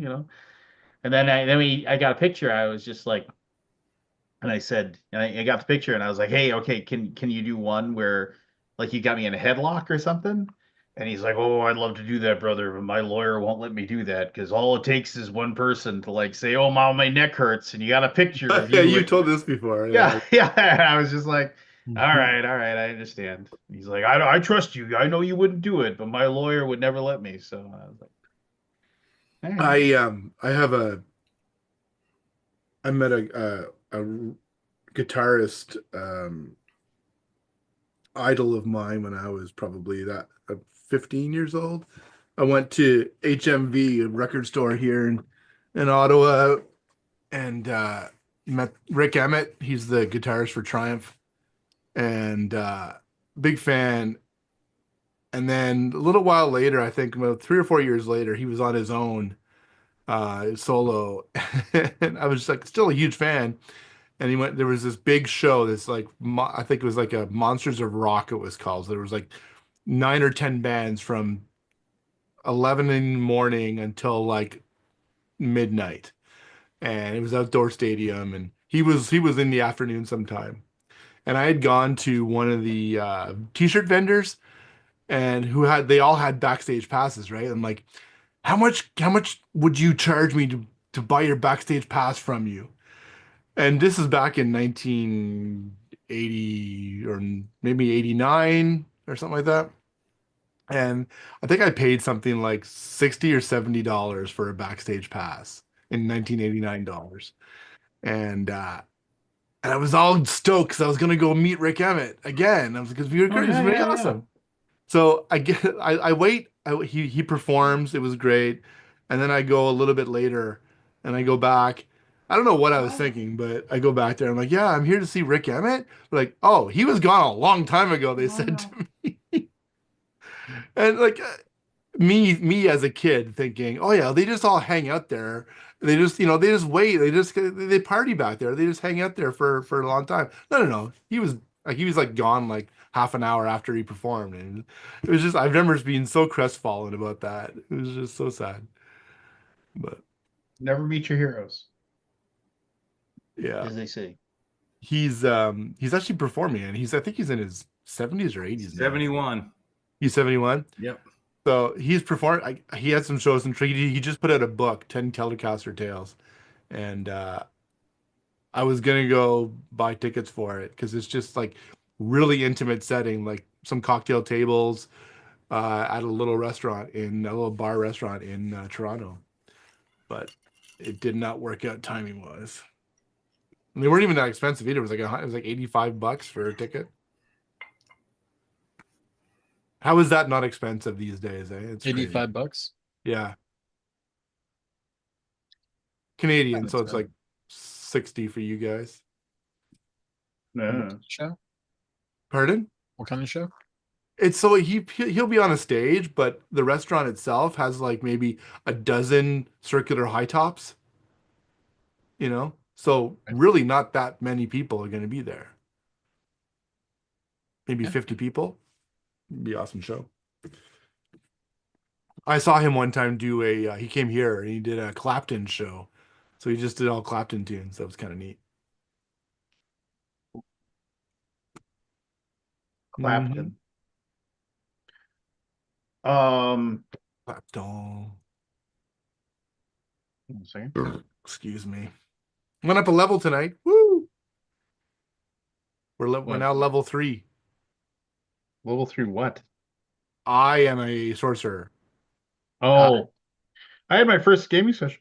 I'll have a session report that I Yeah, I saw that. did. No, I have a session report video. I recorded it today, and it's cool. I'm gonna go to the Western Marches thing. The Grognards play one weekend, and then my son's group will play on another weekend, and so they're both on the same island, and so if they both start investigating the same things, I'm not going to have them ever interact and fight each other, but it'll be a thing where it's like, oh, well, let's go check that out. Well, if one group's already gone there and like cleaned it out, they're going to show up and like, oh, it's just a bunch of dead bandits. It'd What the be hell cool if happened you here? had like your kids group waiting in the wings. It's like, oh, you walk in here and come on in, Yeah. everybody. No, so they're gonna yeah, they'll have a little I don't know what's what we're looking for. They're interacting. I mean, so it depends on who, decides to go and do what. Uh, so it's so I don't know how it's gonna work. I'm gonna try to do a session report for both of them, like each time I do it, so Yeah, yeah, yeah. I don't forget about it. But Cool. we had fun. Everybody got their characters made. It is my friend Brad, because like the world is like kind of on the brink of destruction, and humans are like very uh like everything is out to kill them basically, and so the But what's humans going on in the game? um Uh, so anyway, so they're on this island and they're trying to basically make an outpost and trying to defend it, and it is a they're able to protect themselves because of um the massive amount of well, like religious power they have, because like the one god left for the humans. walks the earth, and so like he can protect them. But there's always insidious plots that they need to be rooted out. And then at one point they were like, one of the characters has an inquisitor, that basically is a it can serve as a judge, jury, and sometimes executioner. And like they ran into a situation where they were like they had to basically interrogate somebody to figure out what was going on. And he was like, well, by the power invested in me by our It's like, and then I remember my friend Brad goes, are we the bad guys? It's just like, it was a good moral moment for everybody to kind of have a moment. And it's just like, well, I mean, if you're facing um extinction, what level, what point do you fight back or whatever? What So did I was sometimes I listen to these. They're on YouTube, but it's just audio. These like people recounting D&D sessions and stuff. And make sure it's locked too, okay? in this particular case, it was they had to go or thwart this BBE, big bad evil guy, and they ended up doing it. But after they did it, they realized that he was like this support system for this whole small community of people. Like, so Oh these yeah. kids and family and everything were going to be starving now and all this stuff. And how the players were just like, what? I Well, did no, what? what? Yeah. Uh, yeah. You end up in situations like that. Yeah. Morally ambiguous moments or whatever. Uh-huh, uh-huh. So, hey, I got initials if you want to do initials. Yeah, sure, you betcha. All right, here we go. We're gonna Wow. spot Anthony Anthony playing? minus 2 points. Yeah, I mean, we'll spot Anthony -5, and we'll go from there. Looking pretty grizzled, by the way, there, Anthony. You run out of razors? Yes.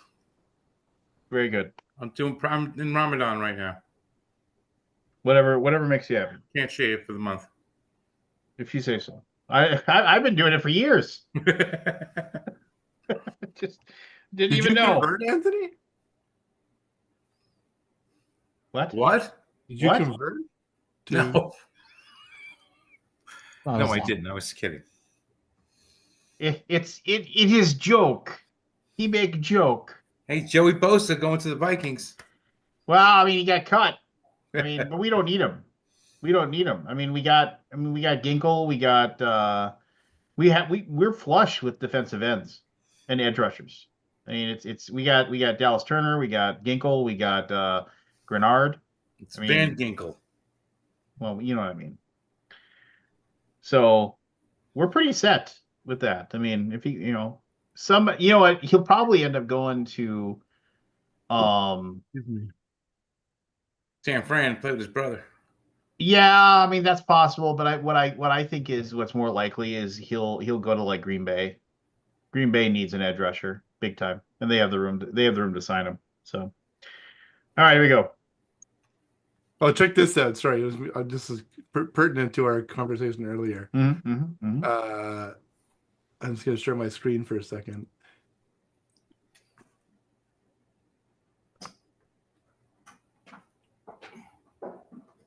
This is all at the LCBO. They're taking booze off the Where are shelves. they going to put it?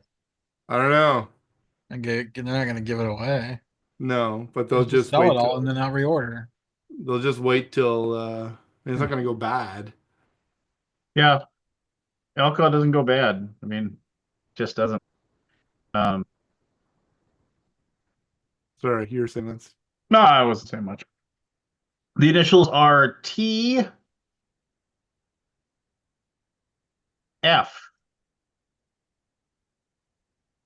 Uh-oh.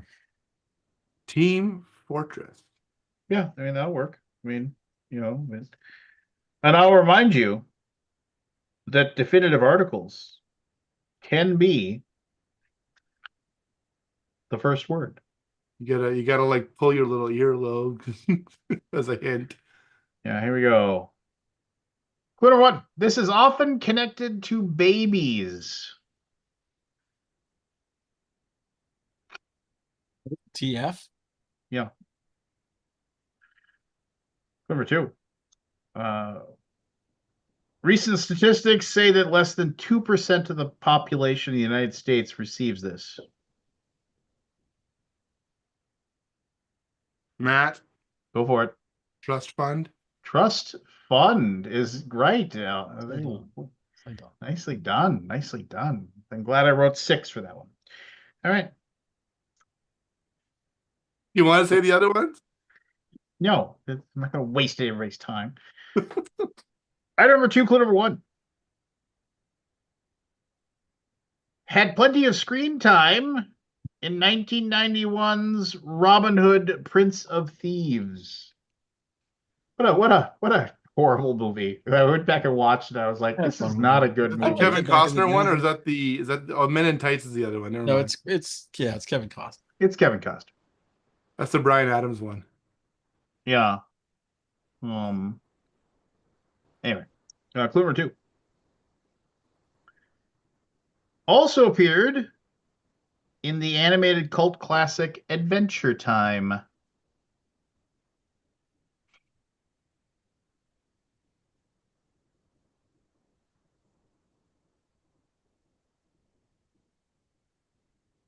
Number 3. This was also seen in the 1993 movie The Sandlot.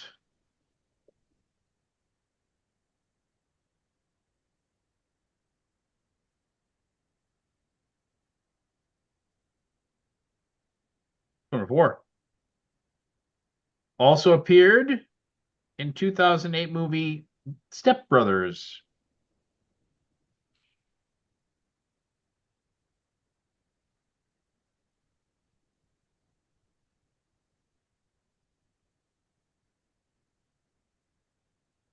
Number 5.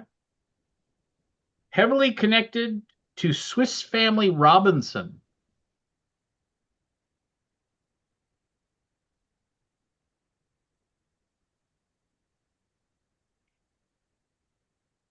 Final clue. The second word is often house, and these are used for recreation, Matt, observation. Go for it. Tree Fort. Tree fort is correct. What's a word? Tree I- fort. Yeah. You Tree ever heard House. of I know, but Tree house. I've heard of.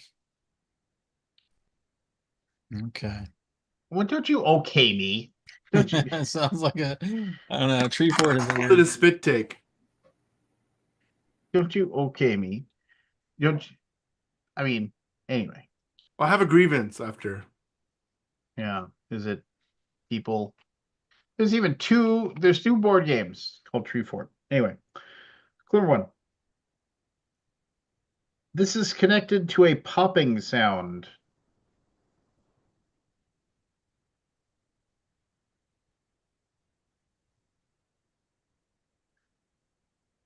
Number 2. This usually involves pain.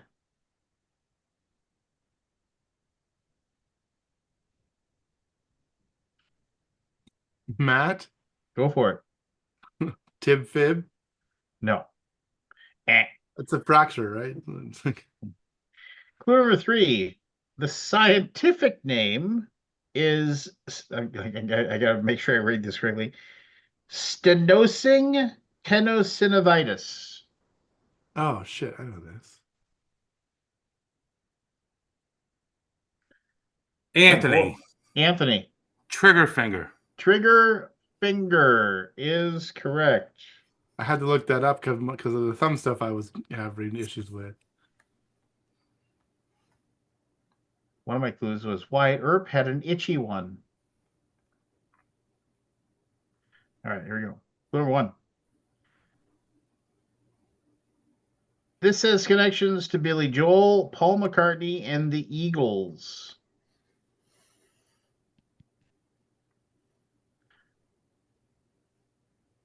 Clue number 2. It has a giant diamond.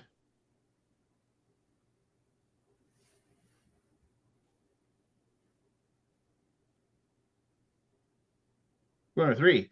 It is open to the elements and sometimes fills with snow, rain, and wind. Matt, Go for it. the Forum. Eh.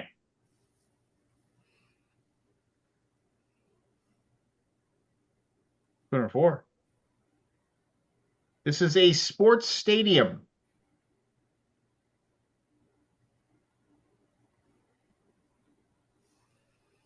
I know what the second word is now. 205. This opened in 2010 and took the place of a dome.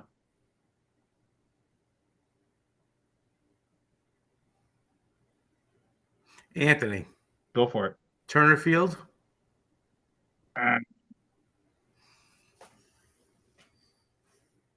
The stadium is located in the Midwest. It is named after a famous Minneapolis-based retail big box corporation. Oh, stupid ass. It's a piece of shit. No clue. 5, 4. Matt, go.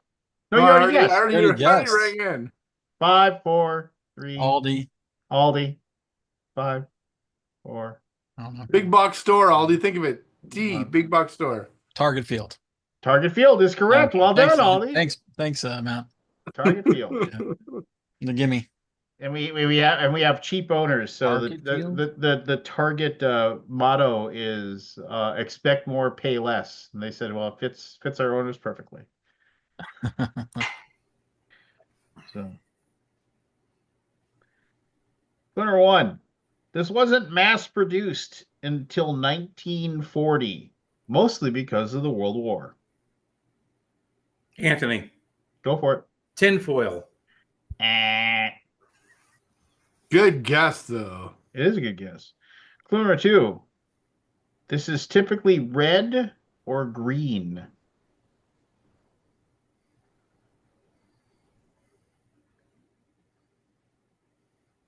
Clue number 3.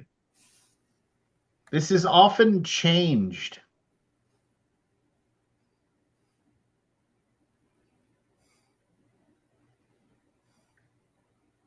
Clue number 4.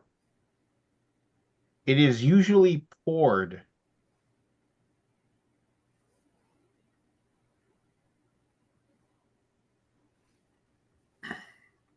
Clue number 5. This is very important to cars.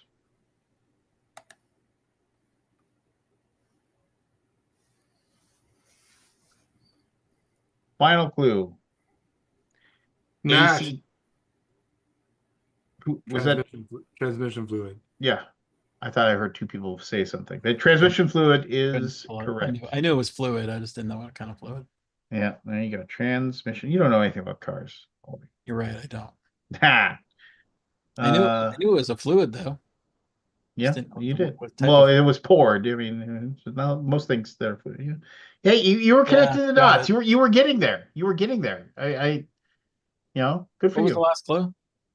The last clue was AC Delco, Castrol, and Mobile One are all makers of this. I don't think I would have got it. All right. Number 1. This is connected to the city of Chicago.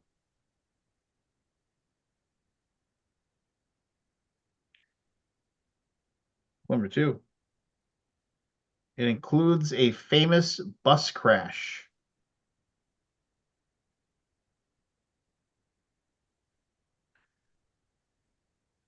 Number 3.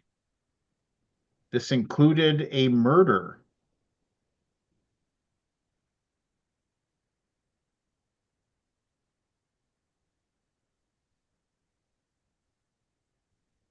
Number 4.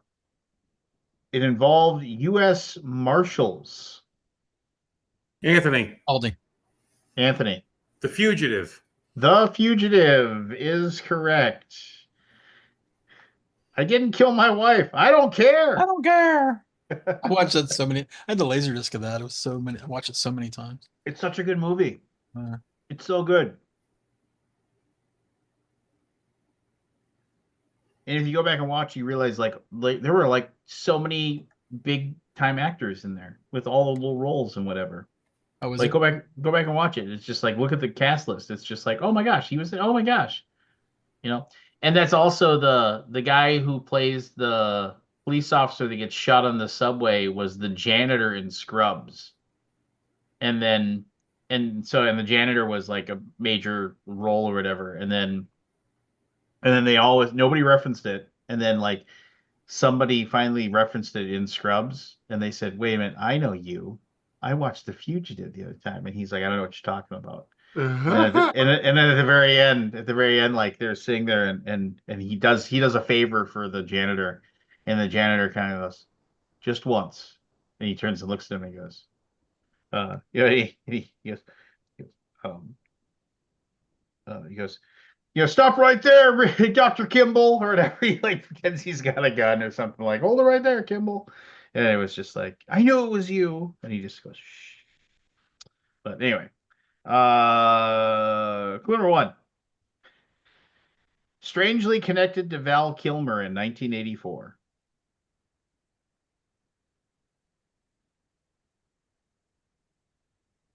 Number two. This is connected to gum.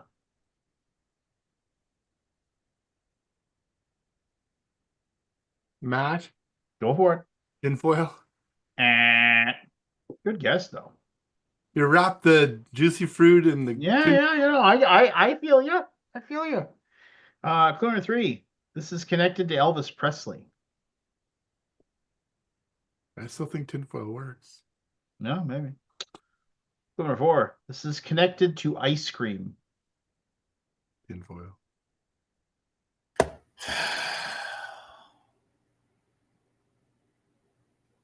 I'm playing an entire movie in my head trying to find where this is connected to it. Clue number five. This is a Jelly Belly jelly bean flavor.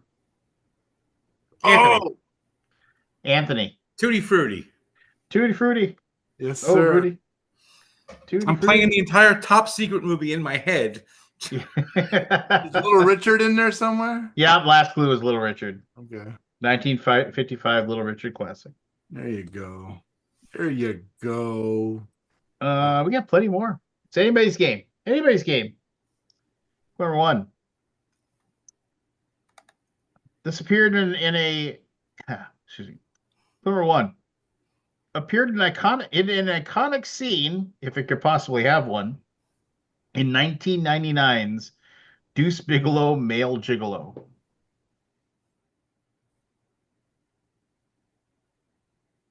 Number two.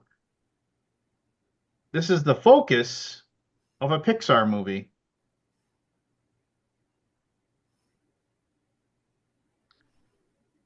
Number three.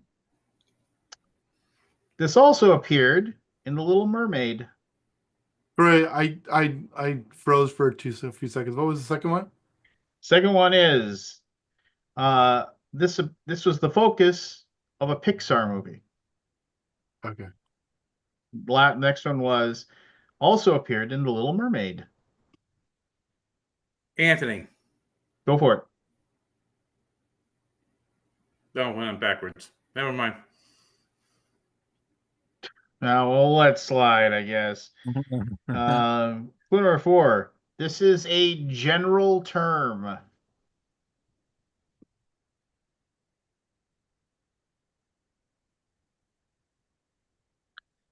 Number five. Most of us will only ever see this through glass. I know what it is now. I had the right second word. I just had it first. Anthony. Anthony. Tropical fish. Tropical fish. Knew it was some fish, but I couldn't find it. Yeah, the generic term didn't get it. There you go. Number one, played an animated reporter in 2010. Anthony. Go for it. Tina Fey. Oh my gosh, how? How could you know that? What was that from? How could you possibly know that? Or you were just taking a swing. That was the only TF celebrity I knew. So you were just taking a swing, is what you're Yes. saying. You weren't okay. I mean, yeah, all right. Well, that's dumb. And, Like I took a swing with tinfoil. well, earlier. I'm glad. Sometimes you hit it. Sometimes you don't. I am really glad that I went to all the trouble of coming up with she was in Megamind. Did you ever see Megamind? Megamind was a good little Will Ferrell. yeah, it was a DreamWorks movie. And it was good. But yeah, she played the reporter in Megamind. But anyway. Clear one.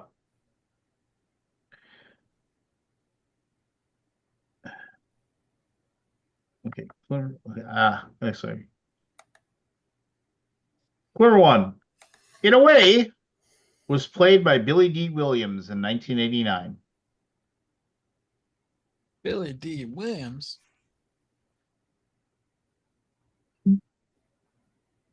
Number two. However, they debuted in August of 1942.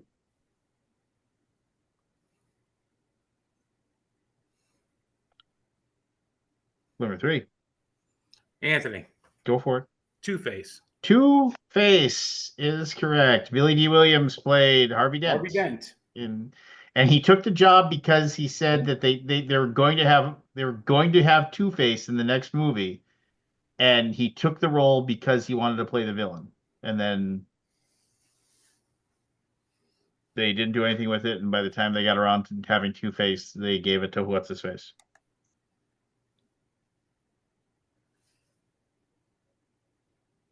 We have four left.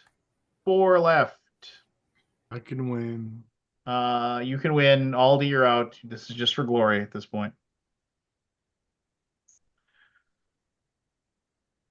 Number one. This is often shortened to a one-letter nickname.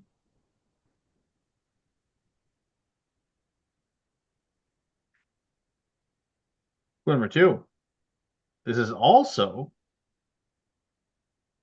referenced as just the first word.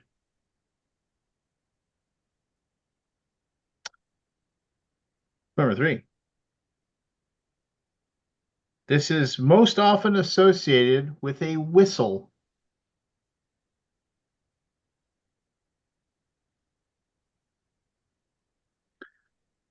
Number four. It is Anthony. also Anthony. Technical foul. Technical foul is correct. A T, a technical. I love like clue number four was it is associated with a point, which is they get you one thing, and then a lot of these occurred in 2004 in Auburn Hills, Michigan, when Ron Artest and Steven Jackson went wading into the crowd throwing haymakers at people. So.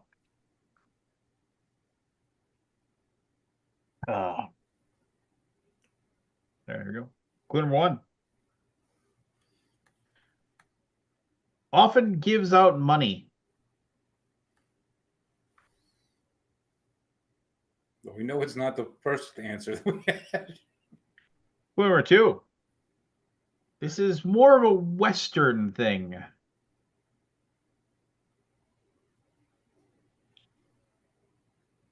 Clue number three. This was released in 2010.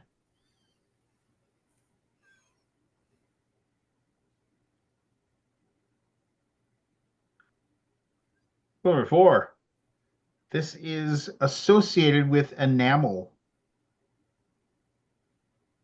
What are my Aldi. letters? Aldi. Tooth Fairy. Tooth Fairy is correct. Well done. yeah. TFM. Yeah, Evan, you're in for the last You're two. in for a spoiler. You're in for the Ooh. last two. Can I'm Matt King win? make. Matt can't win now anyway. Oh, So we already spoiled him. clue number one. This is sort of a religion.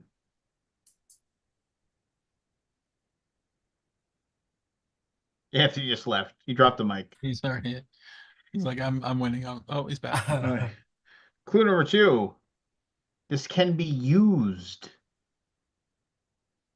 Aldi. Go for it. The Force. The Force. Well Hey. done. Was it? Was I that? knew you had a the in there somewhere. Waiting for Nice. it. I missed the whole thing. Something yeah. muted you guys, and I couldn't hear you. Yeah. Last one.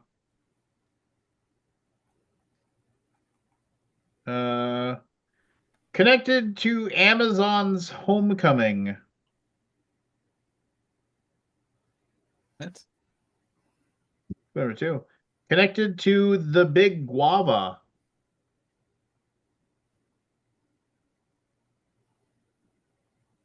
Number 3. Connected to lightning. Anthony, Go for it. The Flash. And Oh, I thought that was good. number 4.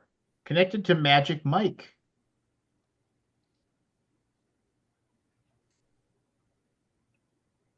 Number 5.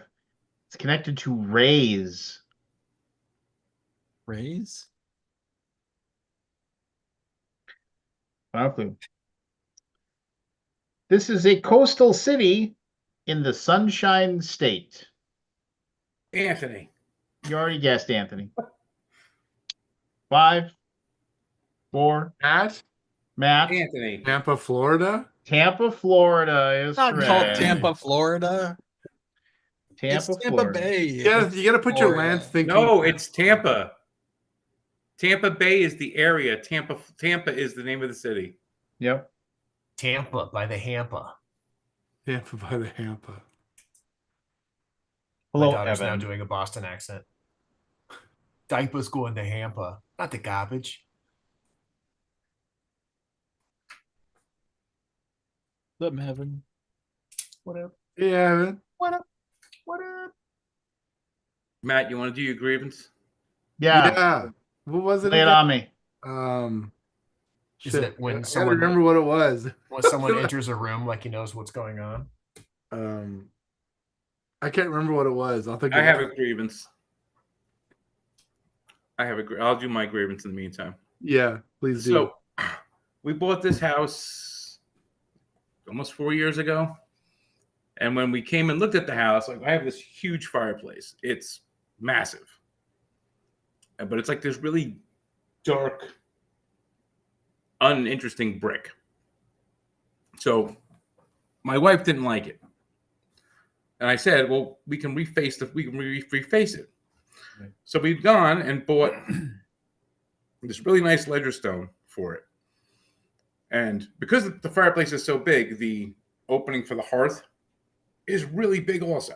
Like it's like at least a third of the entire face of the thing. So when I go and order the ledger stone, I'm like, okay, to make sure I don't make any mistakes, I measured the outside of the fireplace. And I told them I needed that much square footage of the ledger stone. Fine.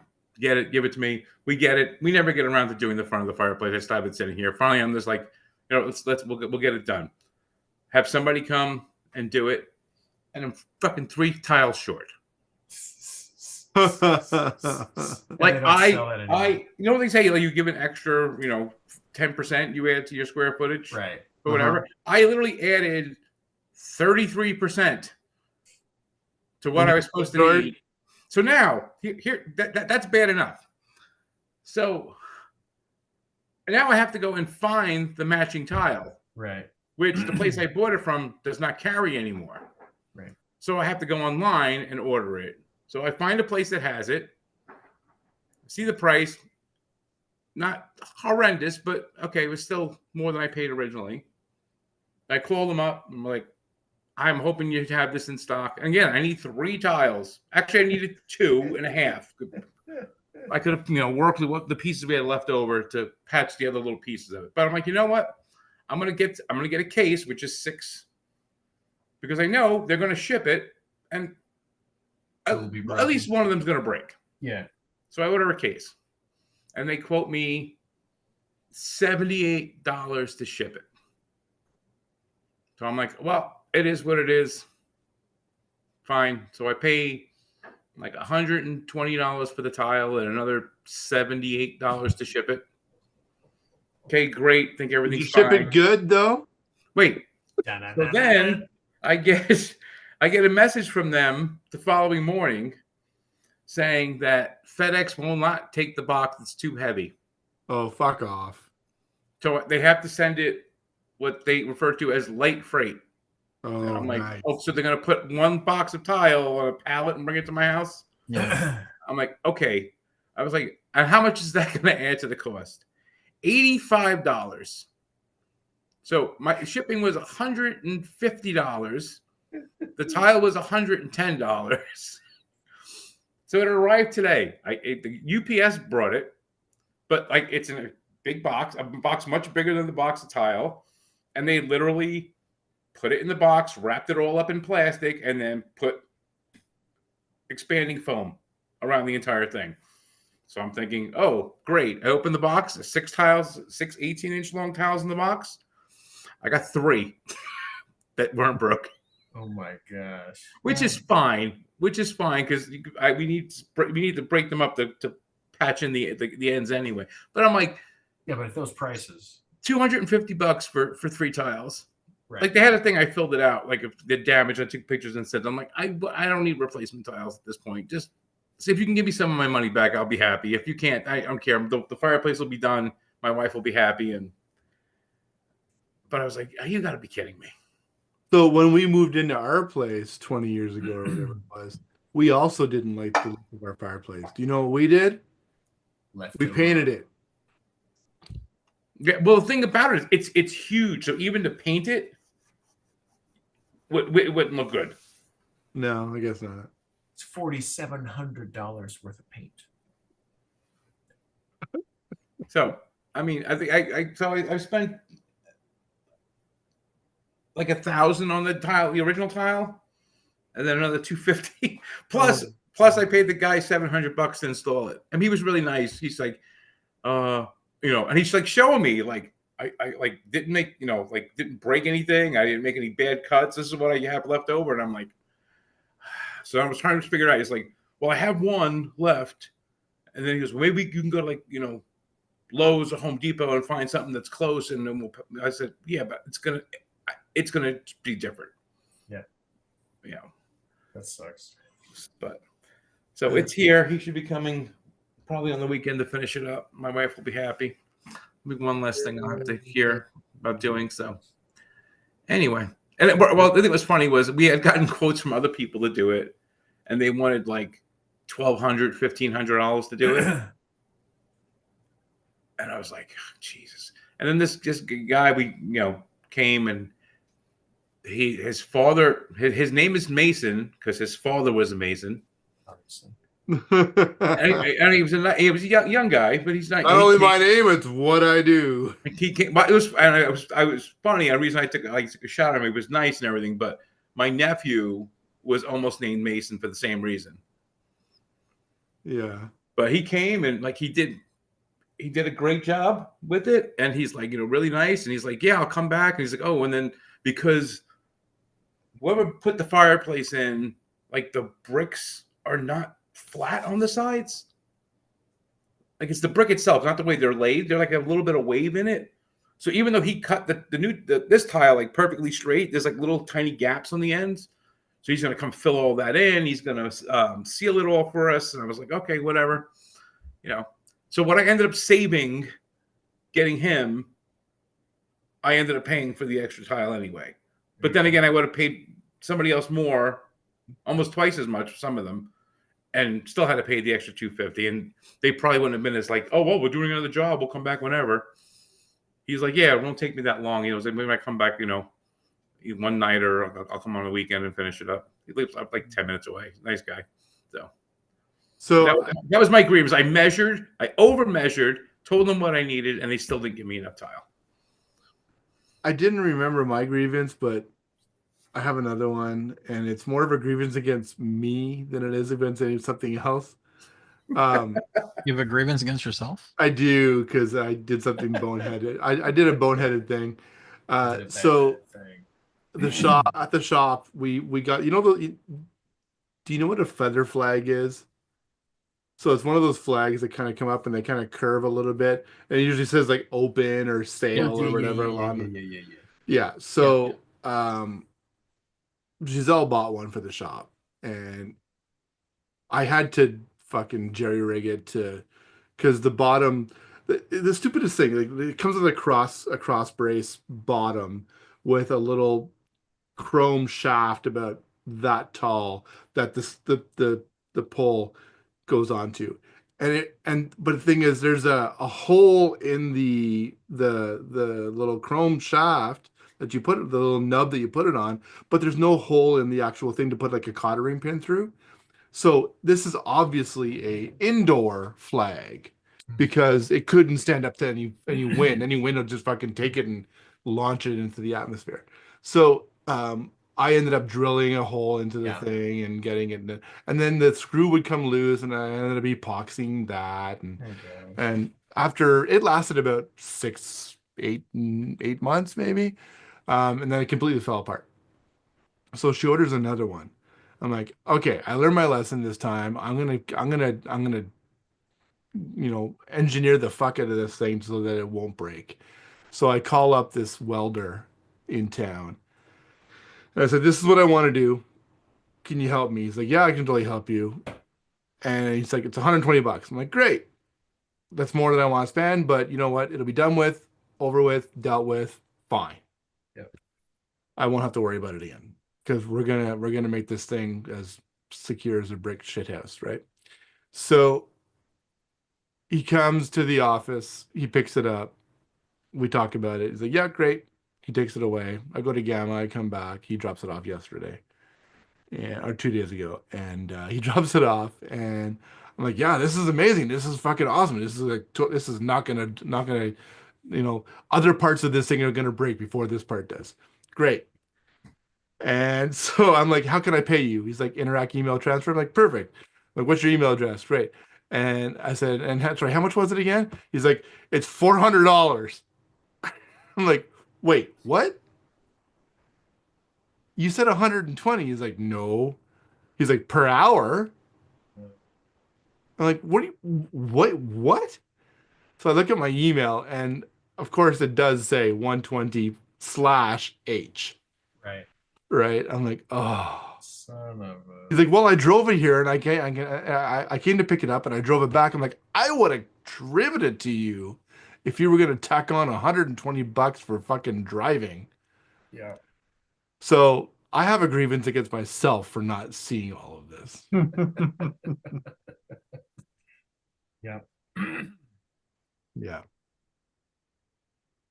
But it's done now, so and he gave me a bit of a break. He gave me like $50 off. So That's nice. Oh. That's nice. yeah. Pascal from Universal Welding, if you're listening. Pascal. Pascal from Quebec. Hey, I played a good game this weekend. What's that? You want to talk about games on this? I mean, shocking. I played a bunch of games I wanted to talk about last week, but then my internet screwed up. What happened to your internet? I couldn't. Your internet now is screwed up. No, yeah, last week I couldn't. Oh, you're shutting down. Yeah. All right. Well, I'll say mine, and then you can say whatever you got. Maybe your internet will recover. So do you know this guy Donald X Vaccarino? Yeah. Created a game called Dominion. Yeah. Got a new game called. It's a hack. It was hold like on. Launch Death. I can't remember the name of the game now. It's like Moon Death. It's Moon Colony Bloodbath. Or no, wait, hold on. It's that sounds right. yeah, it's hold on. No, That sounds right. I gotta get the name. Moon Colony, but yeah, Moon Colony Bloodbath. Yeah. Which is pretty good. I really liked it. It's not as good as Minion, but it's pretty good. I think he's invented a new mechanism. That's awesome. Basically like a shared deck builder. Yeah. Like you're building a common deck. Yeah. Instead of your own personal deck. So there's only 7 cards to start the game. 4 work cards, 2 trouble cards, and 1 twist card. Twist card is random. Like you have a deck of twists, you draw 1, you put in the deck. The 2 trouble cards basically are draw the next event on the top of the deck. there's an event deck. So you run through the deck. You basically take the deck in the middle of the table and you draw it. It's like work card. Okay, work card. You can do like one action. Like everybody does one action, simultaneous play. You can mine. You can build. You can grow food. You can build the supplies or get boxes. They're called boxes or crates or whatever. There's generic. Maybe there's one more action. I can't Stuff. remember. Maybe research, draw a card. Those are the work actions. So if you draw a work card, everybody gets an action. You pick one, you get what you want. It's cool. You start with 30 colonists in your base, and every time you build a building, buildings cost money. Mining gets you money. Buildings, as you play them in the game, change the game, like change your tableau, like so you basically get powers and stuff. However, your buildings also have colonists in them, so they have like population. When a bad card comes up, like when the event card comes in, like shit happens, right? Like it'll be like a computer malfunction and like 10 people die, something like that. It's something goofy like that. You have to sacrifice 10 of your colonists out of your supply. If you don't have any colonists left, you have to blow up a building, and a building has colonists in it. So let's say I owe 5 more colonists to, whatever the calamity was. Like let's say the sliding was automatic door failure. Something like you lose 5 colonists, something like that. Okay, so I don't have any colonists left. Woohoo, BGG Con. I got to show you guys the new artwork. Oh yeah. Yeah, it's already done.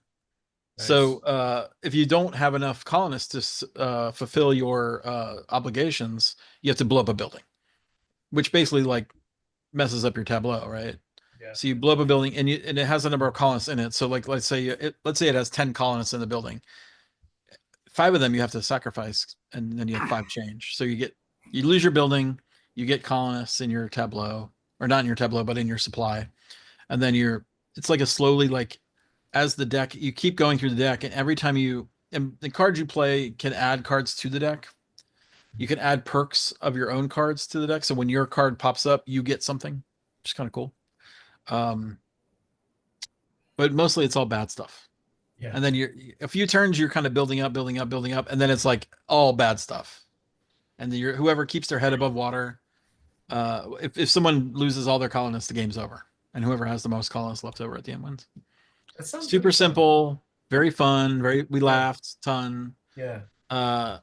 I'm not sure about the strategy. I think it's pretty good. Like I can kind of see what he was going for. Like you have to do certain actions to like it's all about conserving your actions, right? You only have 4 work actions per deck, and so you want to take the best actions to give you the best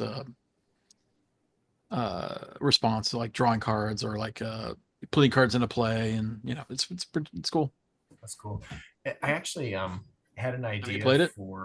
No, I want to though. I had an Okay, idea you just read about it for a shared deck builder previously. So I'm glad I didn't do it, because I'm sure Donald did it way better than I would have done it. It's pretty good, I have to now say. I want to play it. Yeah, we all liked it. Although it does turn into a death spiral. Yeah. Like it's just at some point everybody just gets blown up, right? Now, if you're my buddy Troy, he was never affected at all by anything.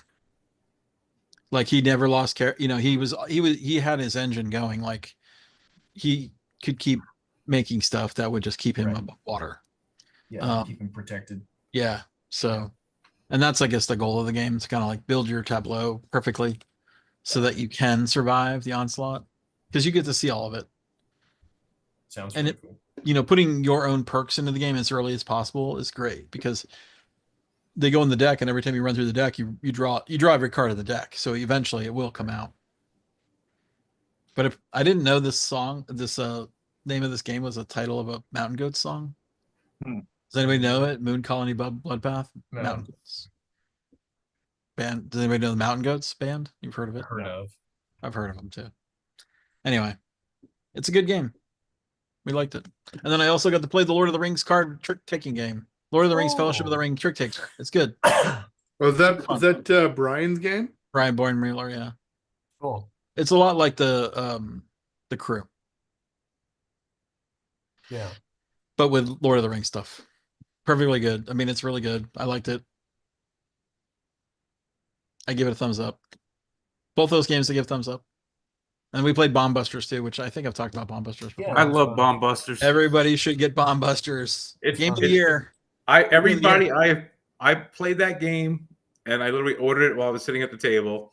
Yeah, it's And so then, good. like, Right? everyone I've showed that game to has loved that game and tried to Yeah. get a copy of it. It's amazingly tense. So we had a funny situation where like Mike to my right he goes, "Oh, I know what that is obviously." So I know that's not the bomb.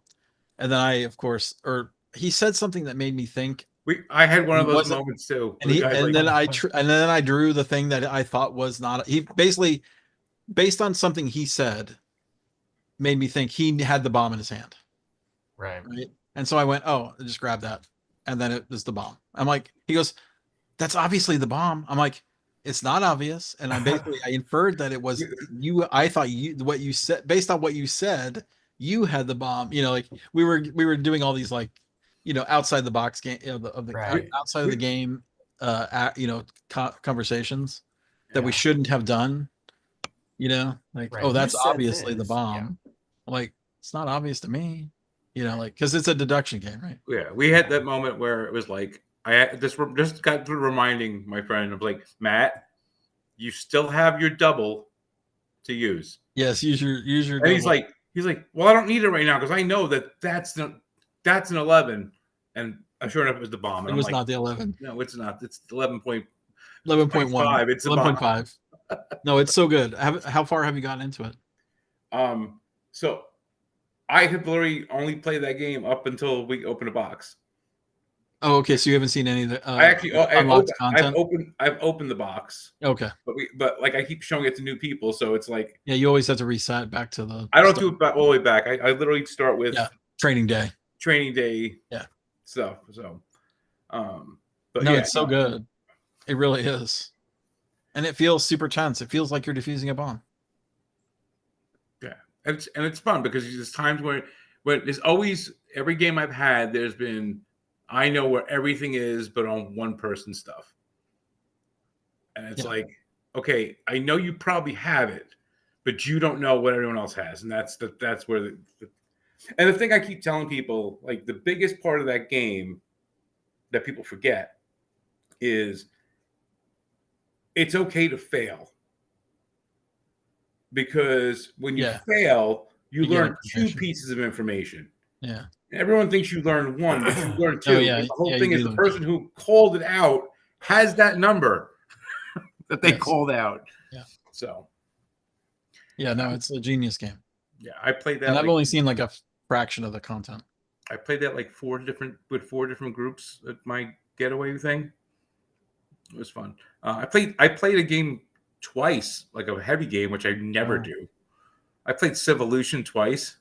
Yeah. I played that 4 times. Because the first time I played it, I came in second, and I still wasn't sure if I liked the game. So I played it a second time, and I came in tied for second, and still wasn't sure if I liked the game. But the 2 games played so differently. Like the first game, the map was just loaded with wood. There was people and buildings and farms and everything was on that map. And I had like 2 pieces on that map the entire game. And then the second game, there was hardly any wood on that map. I still don't know if I like the game. One of the games I played, the weather was so crushing. Oh yeah. Crushed us. We were like losing people left and right. Yeah. The weather thing is but the thing is, my thing about the game I don't like is the dice. Yeah, but there's mitigation. No. But there's only so much mitigation you can do. Sure. And here's the thing. In the beginning of the game, okay, you don't have to necessarily mitigate as much because the dice will help you direct a strategy that you're going to use. But at the end of the game, they're not helping you. Okay. Like I know the best way to get around having to mitigate dice, but takes away actions that you you have to be doing something else. I mean, Yeah, I liked it. It's a weird game. I don't love it. Like it's not like Burgundy, but Yeah. it's interest. I mean, I want to play it. It's just It's frustrating. That's I what feel it is. like it is. It's a frustrating game. And I think I might be the only person in my group that actually kind of likes it. Yeah, because One of the guys was like, "This is a pointless game. I don't understand." It has no arc, and I'm like, I guess so. like I But I'm felt like, I was doing so poorly in both games, and really wasn't. But it's just I was so frustrated at different points in both games. well, That, there's also so little scoring in that game, and if you Right. just all you do is focus on the scoring, like you can just destroy oh well, the first game was all four of us the first time playing. The because guy the who multipliers are so high. the guy who read the rules beat us all by over 100. He had like Wow. 300. He had 300 and something points. But the rest of us were all Yeah, you kind just of all together. you're trying to turn the knobs. All right, and then the second game we played, I think the four of us finished within 15 points of each other, so it was tight. But at that entire game, I felt like I was literally getting crushed the entire game. So I don't know. I feel like the SETI. exploration is a little offset, but the points wise, Yeah, I like got to play it's like SETI. 3 That was really points. good. You like SETI? I like SETI. Do you like the? Do you like the? I forget what it's called. When you scan, Scanning. um, Scanning is, seems weak. scanning. It seems weak. It actually works pretty good. Okay. It seems weak, so people don't use it. But if you use it at the right time, like it's not something you do that's going to happen every time around. Like people are going to be scanning left and right, but it's kind of like at times it's like, oh, you know what? I'm going to scan because I need to get this thing right now and I can't get there. I could take 2 actions to get there to make it worth the most, but I can just scan it right now and get it and do something else. That's when I think the scanning works. Like I think the game is pretty good. It's a smaller portion of the game than it seems to be. It's weird that it's a quarter of the game mechanics, but it doesn't. I don't think it. Or is it a third? It's not a third. quarter. It's like a third. But it's not. But it's not third valuable in the game. Exactly. It's not like it's a minor mechanic in the game. But it's major. It takes up a lot of space on the board. Yeah. Right. It's like it's the special teams of the game. Yeah. Like it has an important part. Teams. That's a good point. That's a good way to put it. It has an important part, but it's not that. And the funny thing about SETI, both times I got to play it twice, and both times I played it, they had the promo card, the Pluto promo card, and it came up both times. And I was like, got a copy of the game, and I'm like, I need the promo card now because I like that promo card. Like I'm not usually a promo card person. You know what it does? So Pluto basically lets you land and order Pluto. I see. It gets an extra planet, but only you get to access it. Only you. Yes. Which is kind of cool. The game is really cool though. The way the aliens are exposed in that game, it's really cool. Yeah. No, I thoroughly enjoyed it. And again, that one too did not think I was doing well, and I was like Johnny second place the entire week. Like I came in second place and everything. All stuff I didn't think I was doing well in. Hey, just like real life. Yeah. Finally got to play Marrakesh.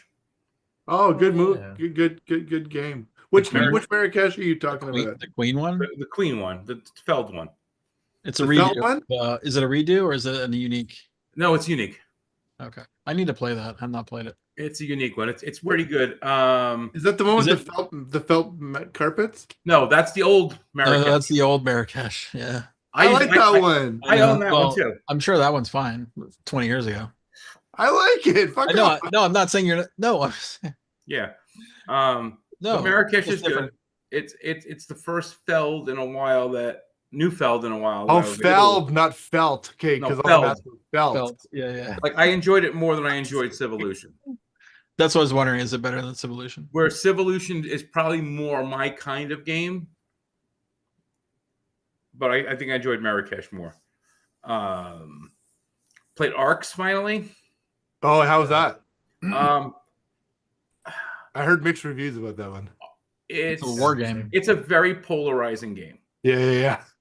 I don't think it's a game that a lot of people are going to like it. You're either going to love it or you be like, okay, I don't have to play that ever again. Yeah. Yeah, that's the way I felt.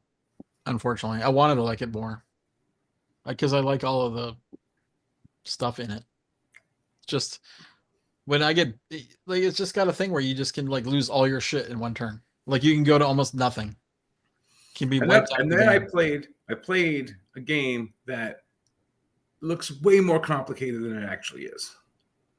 It's one of those games that has so many different things going on, but it really doesn't need to have that many things going on.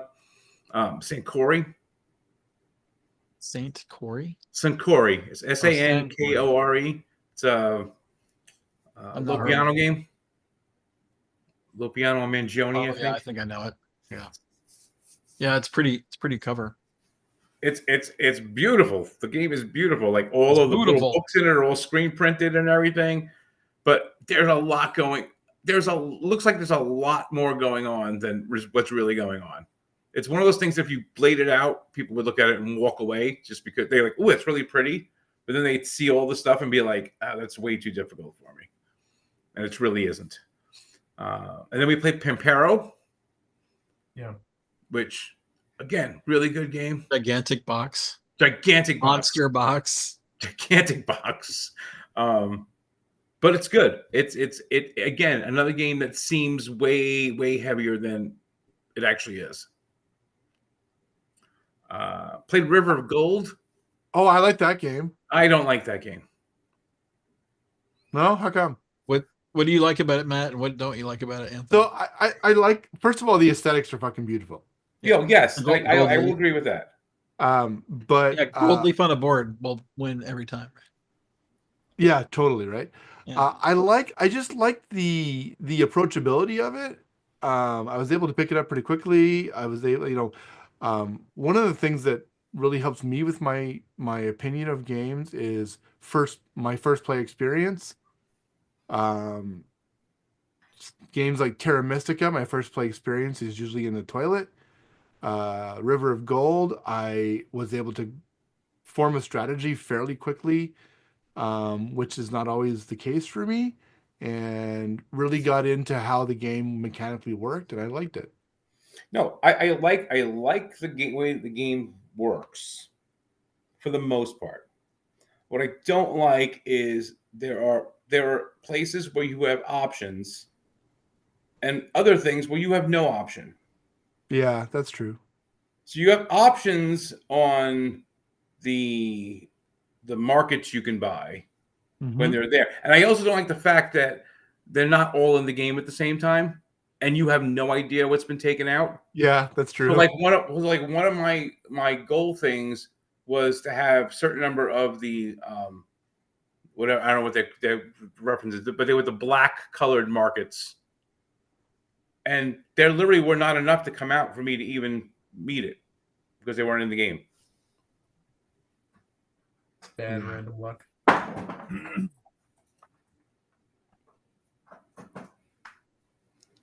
Did I lose you? Did you even hear me? Yeah. Oh, okay. Because you guys all froze on my screen. No, I you're mean, good. I don't have anything to say. I've not played it, so I don't know. No, I played that BGA, but I was like, I couldn't. You're not wrong, Anthony. You're not wrong. But it's like there's certain things where you give a choice of the markets at the bottom of the board to choose from that you want to open. But like the contracts you get, they're all blind. Yeah. Yeah. I have another grievance. I'm trying to find a restaurant to take a client to at Gathering. Yeah. And I in Google Maps I checked off the $3 and $4 sign thing. Duffs. Yeah. Because I wanted to go to a nice place. There are none. Guess where they all are? Toronto. Duffs. Lewiston. Canada. No, go to Lewiston. Lewiston? Look at. I mean, are you driving? Do you have a car? Well, we'll Uber it. Lewiston is all. That's where the Phoenix or no, the Griffin. The Griffin. No, the Griffin's great. I like the Griffin a lot. But there's another decent restaurant in Lewiston with the freaking emu burger or whatever. Because I mean, it's a half an hour walk, but I don't want to have to go to fucking customs. Right. I wouldn't go to Canada for Yeah, dinner. don't do it. I mean, I guess unless you're really desperate. I think just hit the Griffin, man. Yeah, I would go to the Griffin or The Griffin's Yes. but fine. you could also go to the Western Door in the casino, Oh, but it's yeah. really expensive. The which one? Is it good The, though? the Western Door. Is it good Oh. though? Yeah, it's fine. It's So good. It's casino. It's good. this is I'm taking a foodie somewhere. So it's got to be a good place. No, all right, don't go there. So the It's a one fake- the one it's a place I fake was place, thinking isn't of in Canada was Chef Massimo's Italian place. But Chef who? Massimo? Massimo, he was like a Yeah, Iron Iron Chef. Chef. Yeah. Yeah, I It know just that. makes me think of Massimo, like at Hot Topic or whatever. We've got Massimo. Not Massimoto. There's some decent restaurants in Lewiston. All right. Lewiston? It's just, but it's like 20-minute drive. Oh, I don't care. That's fine. It's better than a fucking 20-minute wait at the border. But there really is not a lot there. LEW? Oh, you could also just go to Buffalo. There's tons of restaurants in Buffalo. How far is that? Half hour, maybe 40 minutes. That's a drive. It's Joe. Joe, Yeah. And Joe's a foodie, so do I know Joe? Wiggins. Oh yeah. Iron Door will be fine. Iron Door? Or Western Door. Iron Door. Iron Chef. Western Door. Wooden door. It's basically walking across the hotel to walk across the street. Yeah. Western That Door. sounds more convenient. It's a steakhouse. We'll see. Food's good. I usually go there once every year. Just we have a group. Oh man, in Louisville, that restaurant we went to where I got the free alcohol, I had the one of the best dinners I've had in a long time. It was you know what gnocchi is? Yeah. So it was gnocchetti, which is small gnocchis, which I've never had before. Okay. Anthony, have you heard of this? Yes. And Me. it was with braised lamb. Oh my god, I was just in heaven. Wow. It was so fucking good. Oh, Matt, check Carmelo's in Lewiston. See if it's open. It's usually closed the week of the gathering though, How is it? so it may not be open. But Carmelo's was amazing. I Yeah, just wish it was open like that week. I You trust never your- know. He might be open. I trust your opinion on that stuff. Yeah, Carmelo's is solid. Carmelo's coat of arms. There Yeah, you go. I think there's only one Carmelo's, I think, and yeah. Carmelo's. Let's But see if it's you might have to like figure out their schedule. Like closed Monday, Sunday, Monday, Tuesday. So we'll go with the Wednesday. That's fine. yeah, but it may not, yeah, you have to check the week of Dinner if menu. it's Was it? closed. Oh, really? A fucking PDF? Are you kidding me? It is a PDF. Well, they got prices since. Yeah, its price is pretty high. Airline chicken breast, pork chop, risotto. What's a fuck? What's a short rib? Yeah, I'm Airline down with the chicken short rib. breast. Down with a short rib. Catch you. I'm always down with the short rib. If I see it on a menu, that's usually what I get. Yeah, when we went there the one time it was open. It's pretty good. You could also go to the School of Culinary Arts or Culinary Arts. CIA, Yeah, the CIA. That's pretty good. Culinary Institute of America. Yes, it was good. And go when they have marrow. It was like the cheapest marrow. We ordered like 3 orders of it. We made ourselves sick on it. I'm not even lying. Like it was so good. And we're like, this is only like $7. Oh For wow! like a marrow. Like it was just. We were like, are you sure it's only $7? The prices were really reasonable. Oh, Evan, did you give my thing to the hotel front Yeah. desk? Okay, Yeah. By the way, I did not have a room. you don't. No, I didn't. I didn't book it. Luckily, You I have got one now? I got one now. I do. Okay, but good. I did not. was But like, I'm I leaving. just I'm added leaving it to early. tomorrow. I'm leaving early Okay. this year, so make sure we do something before I'm leave. there. I'm there Monday to Sunday. Okay, I'm there Friday to Wednesday. Oh, And okay. I'm So there we'll Tuesday through Tuesday, Saturday. actually. So we'll have to hang out Tuesday or Wednesday. Oh, it's got to be Tuesday then, because I'm leaving Wednesday. Okay. Tuesday. So Tuesday Oh, dinner. that's only one Tuesday. All right, we should book it. It's going in my phone. If you do make the trip to Buffalo, check out Mother's Restaurant. Mothers. Mothers. Mother. It's probably like a 25-minute drive from Niagara Falls. Yeah. The Fools. Tell your children not to Is it knock only my half way. We used to have a place. I used to work at the Hard Rock downtown in Ottawa, and then right beside us was this place called Mother Tucker's. Take a guess what people called it. No clue. Mother Tucker. And then they changed their name to Tucker's Marketplace, which is a little bit better. All right. April 22nd, Tuesday. The I'm cast. going to see Kraftwerk on Thursday. So Oh, are you? Oh, I'm that should leaving be- early. That's dope. And I've never seen Where- Kraftwerk before. where are you seeing They're in them? Dallas. In Dallas. Oh, in Dallas. That's Okay, great. cool. Yeah, flying back. Well, we're gonna miss you. It'd be the first time I've not gone for the whole 10 days. Wow. Y'all be there. Well, for- since I worked in the video game industry, I would only go for 3. I felt. I mean, I feel bad only going for what is it, 7 days? Yeah, feel bad for that. You don't have to go. Oh, for I don't Had a long know. time. Fucking Giuliano goes from Thursday to Sunday.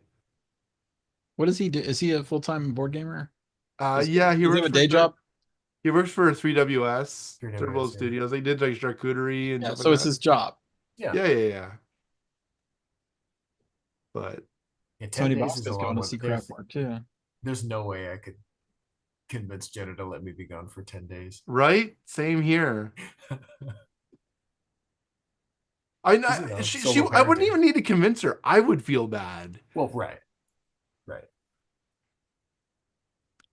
But anyways, all right, I'm gonna skedaddle. I need to go to bed. Yeah, here. All right. Skedaddle. Skadoodle. Bryce Cook always makes fun of me for saying skedaddle. Is that not an American thing at all? It No, it's a is. thing. It is a thing. It's a thing. Oh, Hey, Matt. Kate, how would you? So, Kate, I have a question. When you're cooking, Okay. Okay. Okay, you got okay, it, you okay. got it. Okay. I'm channeling Joe Pesci right now. So I said when it you- again. When you're cooking, I don't cook. sure. Yeah, whatever. Or even when you're talking about measurements, A skosh. you have a cup. There's a cup, right? And when you divide a cup by 4, Mhm. and you have 3 of them, what do you call that? 3/4 cup. Okay. Anybody else? Yeah, So- no, three-quarter cup. 3/4 cups. I was talking to somebody today and they said, "Oh, I'm about 3/4 done," 3/4. Yeah, and sure. it Yeah. just it wigs me out. It's valid. I would say 3/4 done and 3/4 cup. Yeah, Yeah, 3/4 done. 3/4 Or- done. yeah. There's this one guy I watch on YouTube or TikTok, or whatever. He gives away like fast food recipes, and he always says 1/4 cup or 3/4 cup, and it drives me fucking nuts. It's also a It's funny good that way to do things it. like that drive people nuts.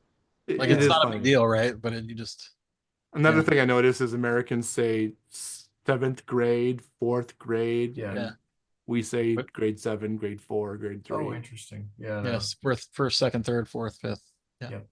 All the way up to 12. Yeah. For a Do you have while, we were up to 13. You had 13. I graduated the last year of grade 13. You're 13th grade. Yeah, Oh man. That I was grade 13. So what is it, an extra year for real? Mhm. You're 18? I was 18, yeah. Wow. I graduated 19. Wow. It Just take a little longer. To finishes ripen. the end of June. I turned 19 in June, mid-June, Wow. in 1992.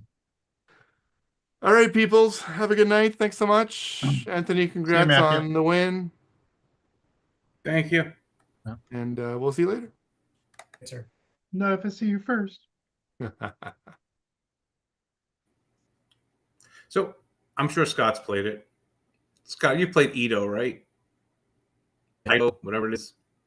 Is that the one When you have to play cards or rank them. Ito with a T?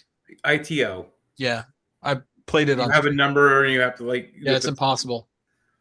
It makes no sense. Some of it.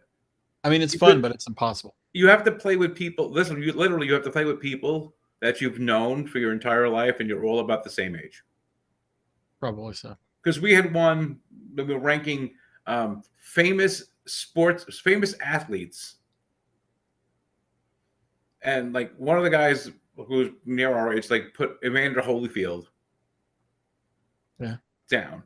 Yeah. And like one of the guys who playing was much younger, and I selected him. He I has was like, I don't I was even know like, who that you don't is. even know who Evander Holyfield is, do you? Yeah. And he's like, I mean, it's a fun activity. It's not really a game. It's hard to beat it. Like it's impossible to beat it. I mean, depending on how many people you close have. once, we just like switched two people in the middle. But like it's just one of those things that, you know, what does what mean? Like the famous athlete thing, I had like a number in the middle. Yeah, like 42.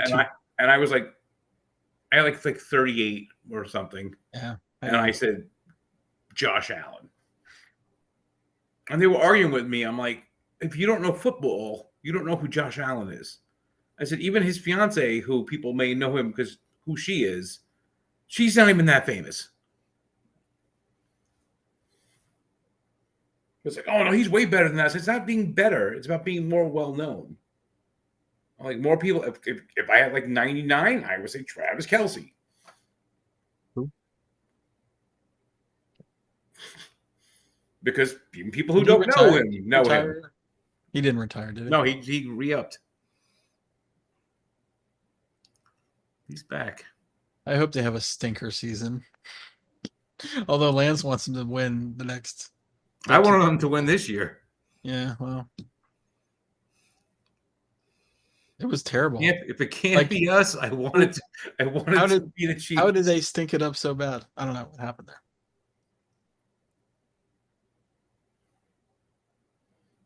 Who knows? I mean, I feel like even the Vikings could have played better than them. I want it to be the team that everybody hates the most. The most. No. Dallas. They hate themselves. Do you guys follow the NBA at all? Yeah, Nope. a little tiny bit. So Dallas played it like a generational star. Yeah, like Luka. once in a generation, right? They traded him away. Right. Got a pretty good player in return. First game, games. injured. Yeah. Out for the season. Since he was out the first season, they had another amazing player, Kyrie Irving. I don't know if you know play. Yeah. Yes. Basketball. They ran him so hard. He played 10 extra games per week or so. I forget what it was, like 10 extra games per month or something like that. He's now season ended, injury ended. Oh gosh. I'm like, oh, so you've basically run the team into the ground. The team is, I mean, I don't even understand. How's Someone explain NBA to me. How is LA doing now with LeBron and Luka and all that? Are they doing well? They beat Dallas. Well, that's not a surprise. Yeah, sure. Well, I mean, Dallas went to the finals last year. Last year they did, yeah. Yeah, last year. Right. With Luka. Right. Anyway, so frustrating. I've given up watching Dallas sports. Yeah. No, that was I don't yeah. I saw some. But to like just destroy your team within a few weeks, months, or whatever it's been. Right. Utterly. Like, I don't know. How is that guy just not fired? Yeah, it didn't make any sense. Anyway, stop talking about sports. Well, you can talk about sports I care about, but I mean, what's going on right now that you care about? Wait, does anybody watching Severance? No, I heard it's really good though. Oh my god, nobody's watching Severance? No. Come Should on. I be? Watch some shows. Yes. Should I It's be? very good. I heard I mean, where's time? You have to have Apple though. I don't know. I probably can get it. Yeah, Severance is amazing.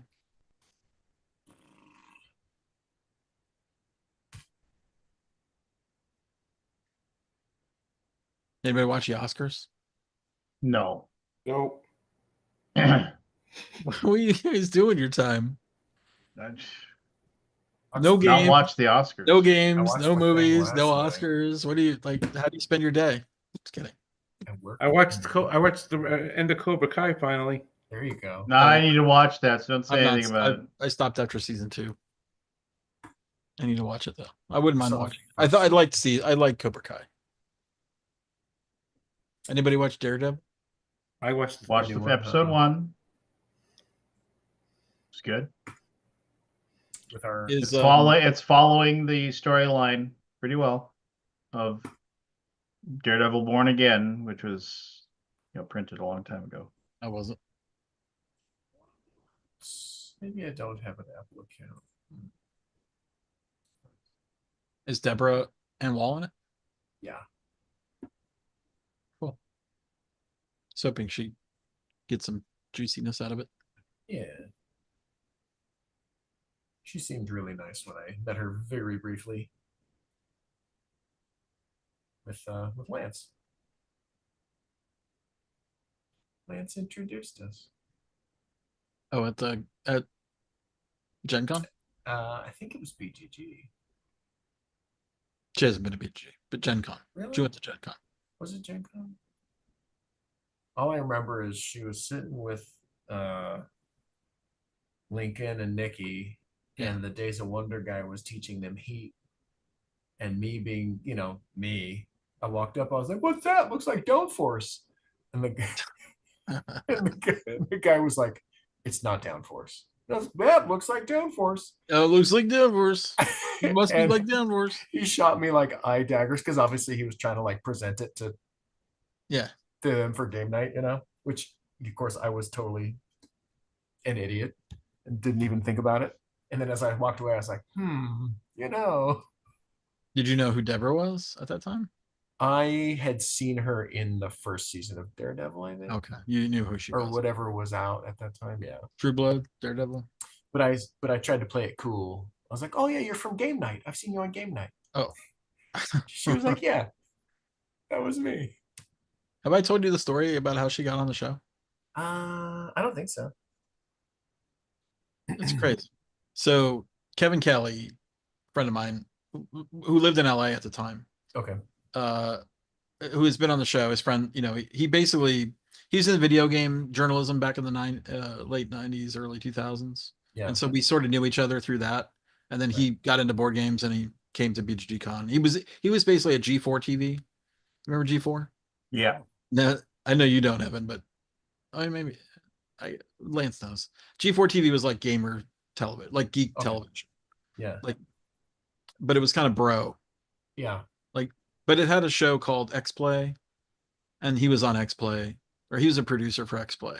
Anyway, long story short, he got involved with he called me. He said, "Hey, I'm coming to Dallas. I'm into board gaming.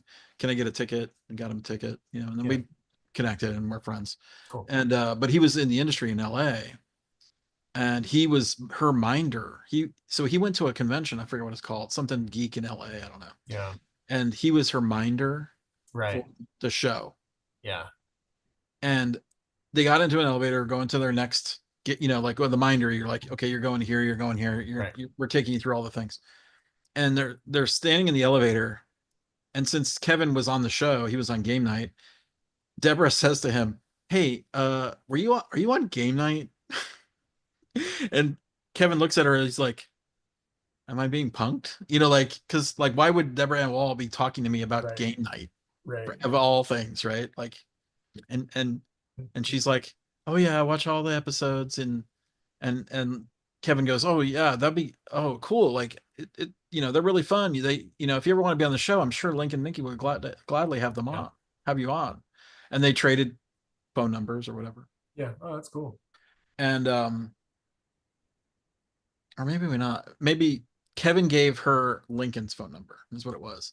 Yeah. And I don't think she gave her phone number to Karen. Right. Sure. Anyway, so her husband is a a disabled guy he's blind. Oh. And he was, she Somehow kept talking super about, I don't know appropriate. why that has anything to do with it, but he was Or kind of like, Daredevil. oh, because she was going on and on about like, oh, the game night thing is so, interesting and fun or whatever. Yeah. And he's like, just call them, like Right. they'll put you on the show. Like, Yeah, go do just the call thing. them. Yeah. So her husband talked her into going on the show, That's hilarious. calling Yeah. Lincoln and basically like getting on the show. That's And then she awesome. basically got on, and now she's like on. I mean, as much as she can, right? She's busy and stuff. Right. And then she's doing Daredevil now. So Right. we have limited time with her, but anyway, she's very nice. Yeah, she seems Very down to I only met earth her and like yeah. loves very games. briefly. Very into geek games and stuff. She's super into D&D stuff, right? Yeah, she did a D&D show on. I want to say Critical Role, but that's not it. It was on some One of other those. show. It was on some other channel. I think it was like Geek and Sundry. Okay. Yeah. I think she had a show. Yeah. Anyway, there's our that little was- Debrand's wall story. That was my brief introduction to fame via Lance. Via you. And then via Lincoln your calls me and buddy. she's like, this person, Deborah Ann Wall, wants to come on the show. I'm like, Deborah Ann Wall. I'm like, oh. And she's like, she's on True Blood and she was on she's Daredevil. I'm like, what? He wants to be on the show? Yeah. Okay, sure. Hey man. Fine. But she's great. Famous people are people too, Yeah, they are. Exactly. I don't want to say anything. I don't want to give away any of our things we talked about, but some exciting things could for game night potentially, but I don't know if that's ever going to happen now that she's basically really busy. Right. But anyway, there was plans to have her do some stuff on the show. Hopefully it's something from Days of Wonder so that I can mess it up again. Yeah, that's funny that you called it down. I know, I walked away and I was like, I think that was like a business meeting. Whoops. Glee. Yeah. Yeah, what are you gonna do? It was probably Stefan. Could have been, I don't know. Stefan Goes the Gathering. Hey, that can't be so bad. Not Stefan, the Broussard, right? No, it's a Stefan, but I can't. What's his last name? Stefan. Hold on. Wait, There's many Stefans in the board gaming industry. Not Feld. Just one or two. Not Feld. Felt. He was kind of medium-ish, shortish. Yeah. Stefan. What is his last name? He didn't seem German. No, he's French. Or French Canadian. He didn't seem French. He might have been Canadian. As if I can tell just by looking at somebody. But It's failing me. It's weird. Maybe he's not on Facebook. Wrist House? No. Richthofen? Baron von Richthofen?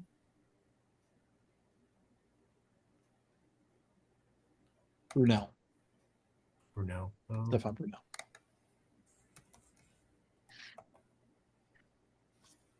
What's that guitar on your shirt? It looks like it's. At first, I thought it was like the Monkeys. So that looks like the Monkeys. Yeah. Can you read it though? Electric Mayhem. Oh, is that that's 1975 tour? The Muppets. That's the Muppets. Oh, nice. Dr. Teeth. Yes, I bought this off a Facebook ad. That's awesome. Hey, and you actually got a real thing. I'm always impressed. Facebook is getting really good at targeting with the ads, man. I bought 2 things last week. They've got you pegged. I know. I've gotten like 7 other Electric Mayhem t-shirt designs pitched to me too, but I like this because this is the Monkeys logo. Old logo thing. Yeah, I was gonna say that's what it looks like. Now, if they had Wild Stallions, I would buy it for sure. Yeah. Have you seen the trailer for the Electric Mayhem TV show? No. So Is it's like a mini series they're doing. And it's like a thing? so it's basically they have like been on performing together live for all these years. They've never actually recorded an album. So it's all about them making their first album after all this time. That's funny. Who the Oh, monkeys? is that on Amazon or something? I think it's gonna be on Disney Plus. Oh, Disney. Is this the monkeys or the? No, the Electric Mayhem, Dr. Teeth, the Electric Mayhem. I'm not as familiar with. I guess it came out in 2023. Did it come out? Yeah, it's been out. And there's never actually saw it. Nobody watched it. Yeah, all the episodes are there. 10 episodes on Disney. I like this actor, the Severance guy. What's his name? Michael Scott, or is that his name in a show? Oh, Adam Scott. Adam Scott. Yeah, no, he's really good. Did you ever see that show Party Down? No. It was the first time I ever saw him in anything. It was like a one season show. It was funny. Party Down? Party Down, yeah. Party Down, dude. Oh yeah, Yeah. no. Oh no, yeah, I remember this. Yeah. I think I've seen some of it. Where they would wear these pink bow ties. Yeah. They were like the service people at the parties. Yeah, they were Yeah, I've seen it. catering Catering part company. Yeah, So yeah. That was like an HBO show, wasn't it? Yeah, it was really good, and it had a lot of like first time introductions of people that then went on to do a lot more stuff, like Got it. Adam Scott. So is that the new stone back there on that fireplace? I guess so, huh? I don't know. Anthony, is that your new?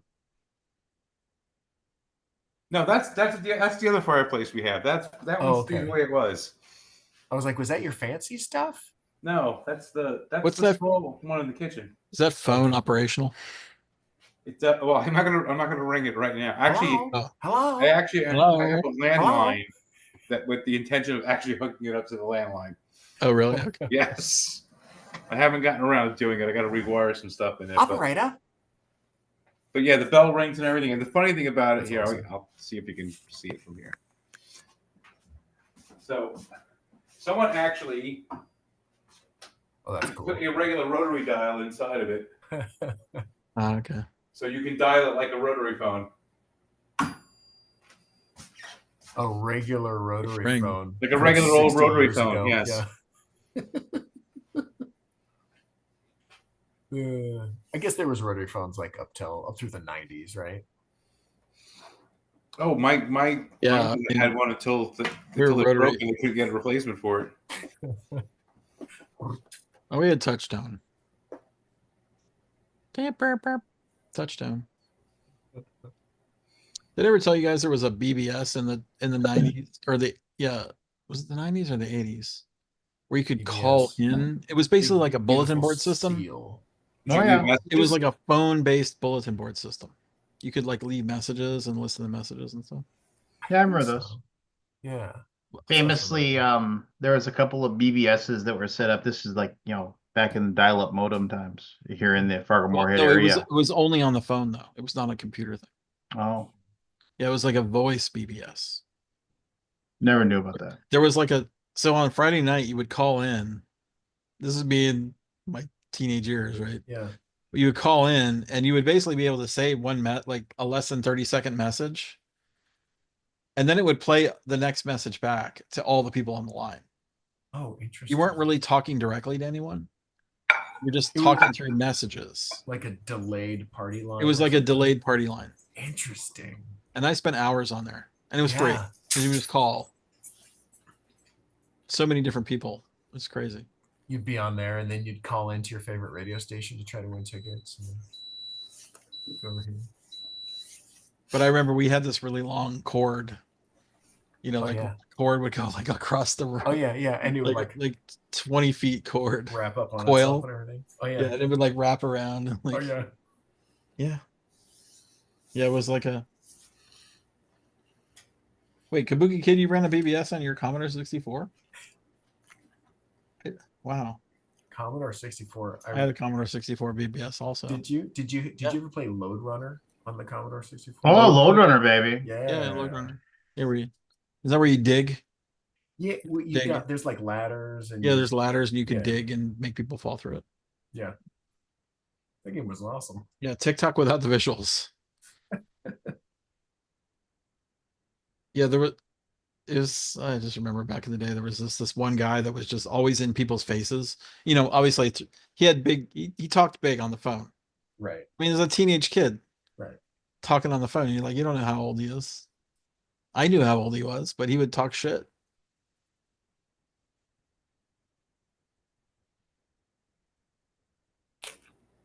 Yeah, party line. What? I guess there's really no such thing as party lines anymore, right? I mean, I guess it's chat rooms and stuff. Yeah, but Do I your, mean, do your kids chat? They don't Yeah. really chat, do they? they do. They have Snapchat groups, basically. Snapchat. You're just posting messages then. Yeah, I mean, it's just You're not like, talking. oh, it's like my 5 or 6 friends, and we're just like throwing things out there and hoping, seeing who was around, just like Yeah. respond, that kind of stuff. So, all right. Well, I got to get up in the morning and work on a new stretch goal.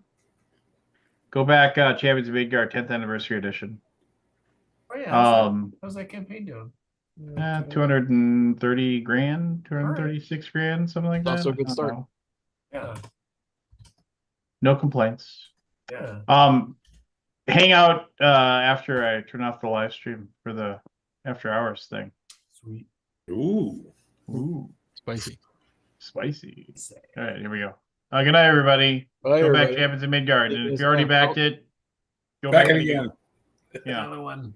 Can you back it more than once?